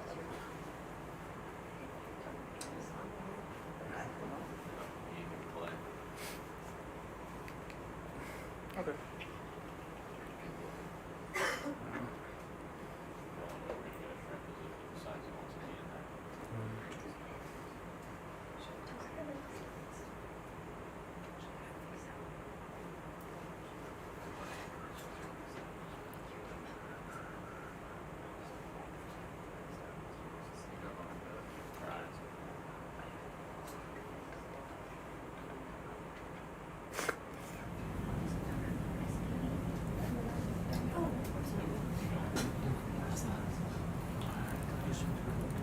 You should do that sitting here.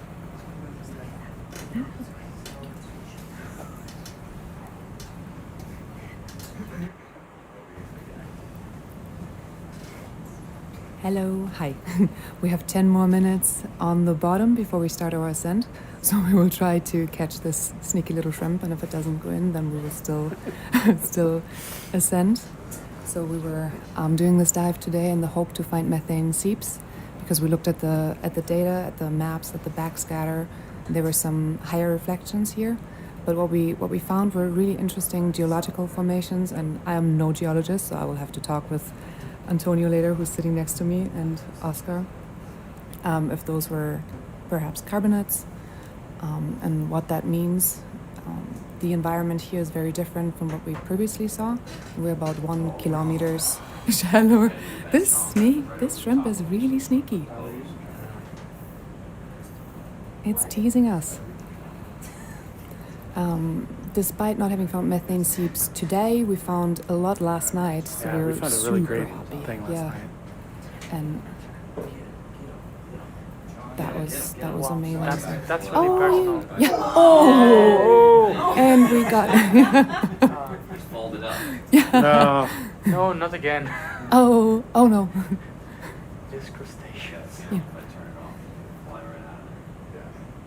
But if you get it against something great, Yeah. Okay. I will Try putting it in the I will dirt. take a note that it's also lodged for the working. Thank you. Ready, ROV, can you come to this out, please? We saw a very different type of fauna today. Many more sea stars, sea urchins. We saw a lot of king crabs, and we got a sample for our local observer, Muriel. So she's extremely happy about that.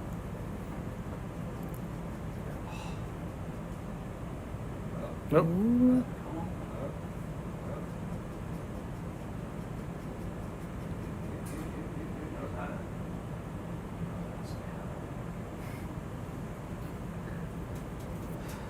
So this will probably be our last act for this dive. I think so. Before we start our ascent. We're at 1,800 meters. Oh God, I am here. Oh. Yeah. Thank you, Doug. Did it get to the... Thanks, Tyler. I actually don't see him in the jar though. I think it's still lodged somewhere up there. Yeah, I think it's launched somewhere in there still because it's not. I don't see it in the jar cam.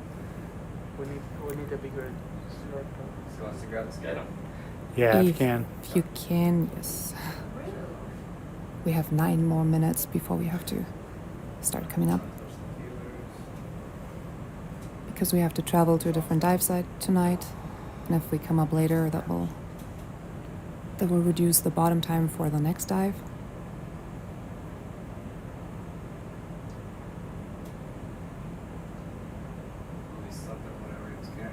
Yep. And we got his lunch. We're still All right. Surprised he didn't swim up after it. Oh, he's coming after us. Oh, wow. All right, you know where the lunch is. Next lunch, go get it.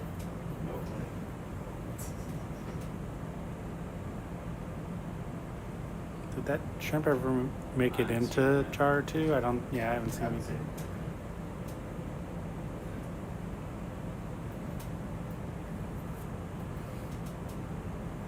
This will be our last trap before the closeout for the evening.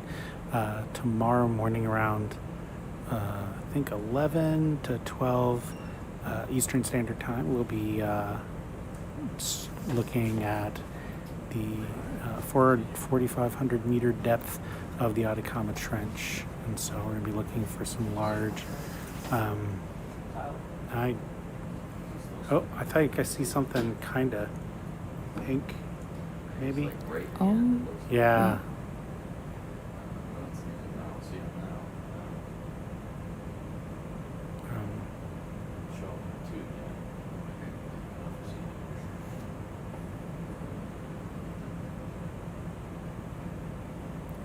Maybe we can just use this time to thank everybody for being here today. Thank you so much, Drew, for doing the dive lead on this. Last hour. I I think all the dive leads we had Yeah. Today was a shortened dive, so we had a kind of weird shift. But everybody's been data logging and been dive leading, and then we had the 25-hour shifts yesterday. It was a lot. I think several of us probably logged 4 or 5 hours or more in the control room. Thank you so much for thank you everybody for doing that.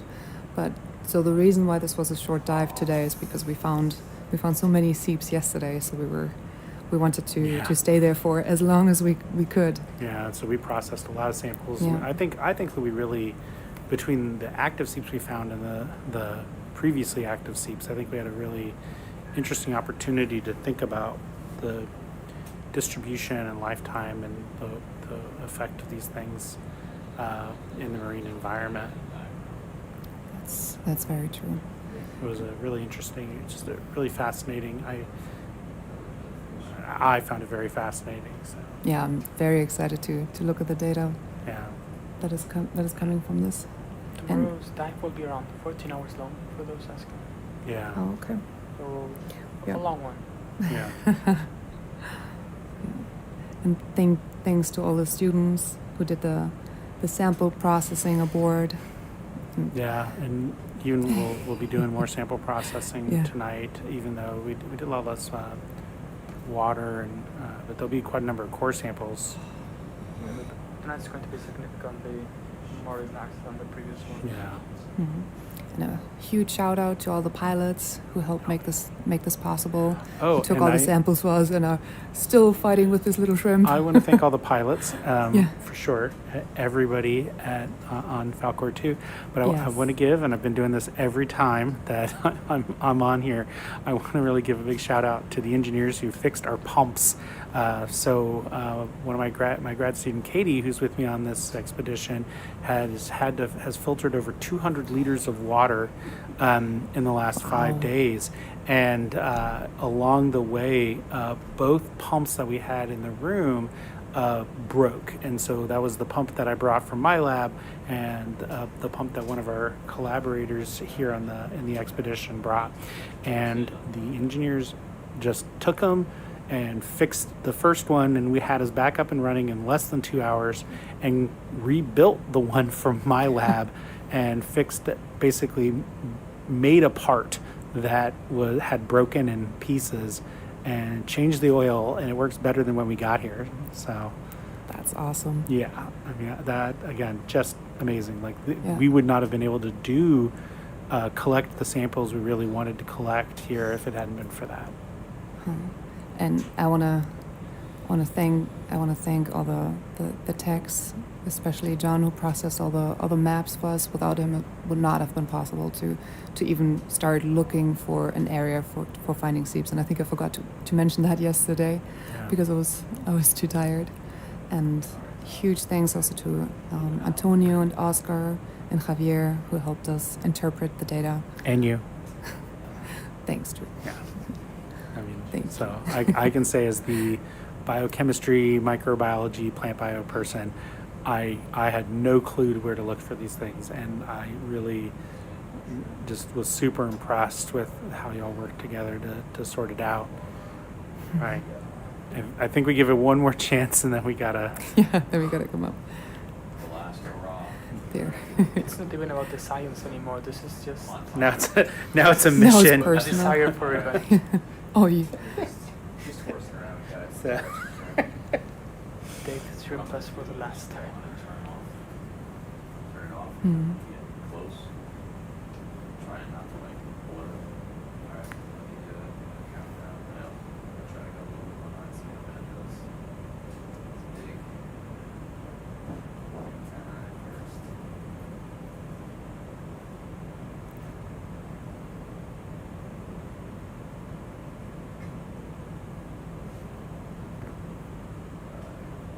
Oh, and also huge thanks to all our collaborators who followed, and you guys who followed the live stream and gave us tips and hints. Oh, did you do it? Wow. Yeah, good All job. right. Yay. Ending this dive with a success. Thank you, guys. But did it get to the suction chamber or? Don't ruin it, Miguel. No, kidding.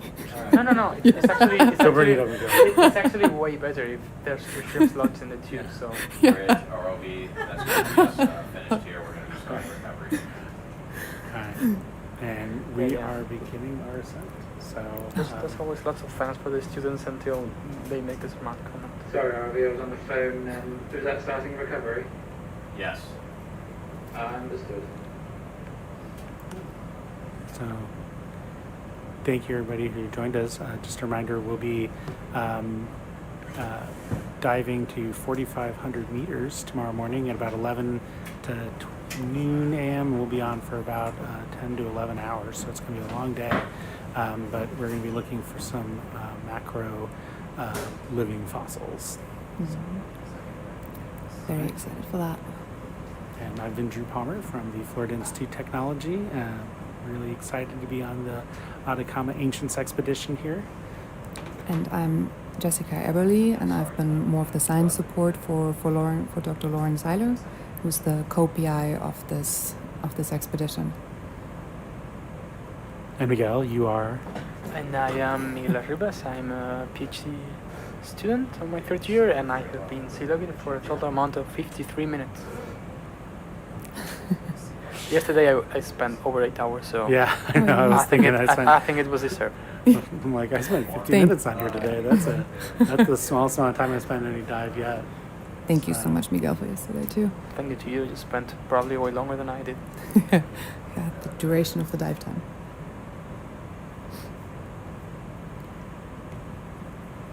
Yeah, I see stuff on it too. Can we please get the time delay reduced?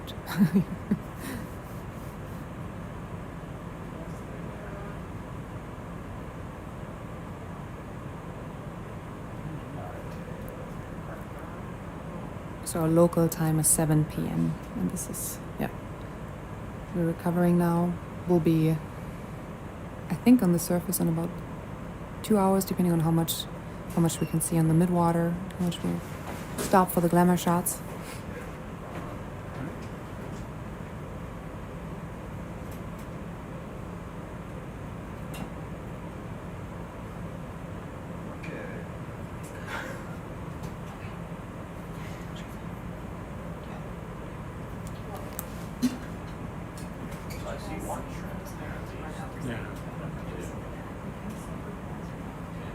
Maybe the other one's just small. Yeah. It's gonna give it up eventually.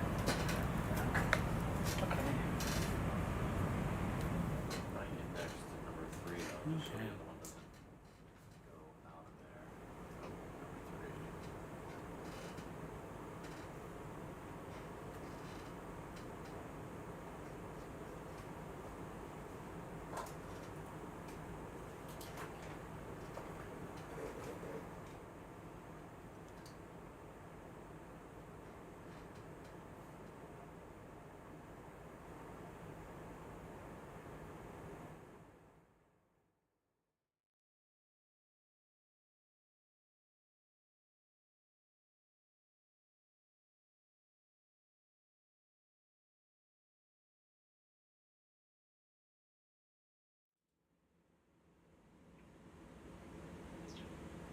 Hey everybody, good evening from Falcor 2, just checking in for your ascent stream. Thank you all so much for watching today. This has been Dive 681, and we're so pleased you have joined us, and we're going to be back again early tomorrow morning. It's going to be a really action-packed night. The scientists are going to process their samples, and we're going to be back to sample more methane seep ecosystems tomorrow. So we're all very excited, and I'd really like to thank all the watch leads today for bringing such a wonderful narration. It's really been great to listen and have all my questions answered and all your questions answered. So thank you all for being super engaging in the chat and asking us questions. As always, we'll be here tomorrow, and take really good care. Have a wonderful night and stay curious. All right, see you later. Bye. Bye. Everyone's saying bye.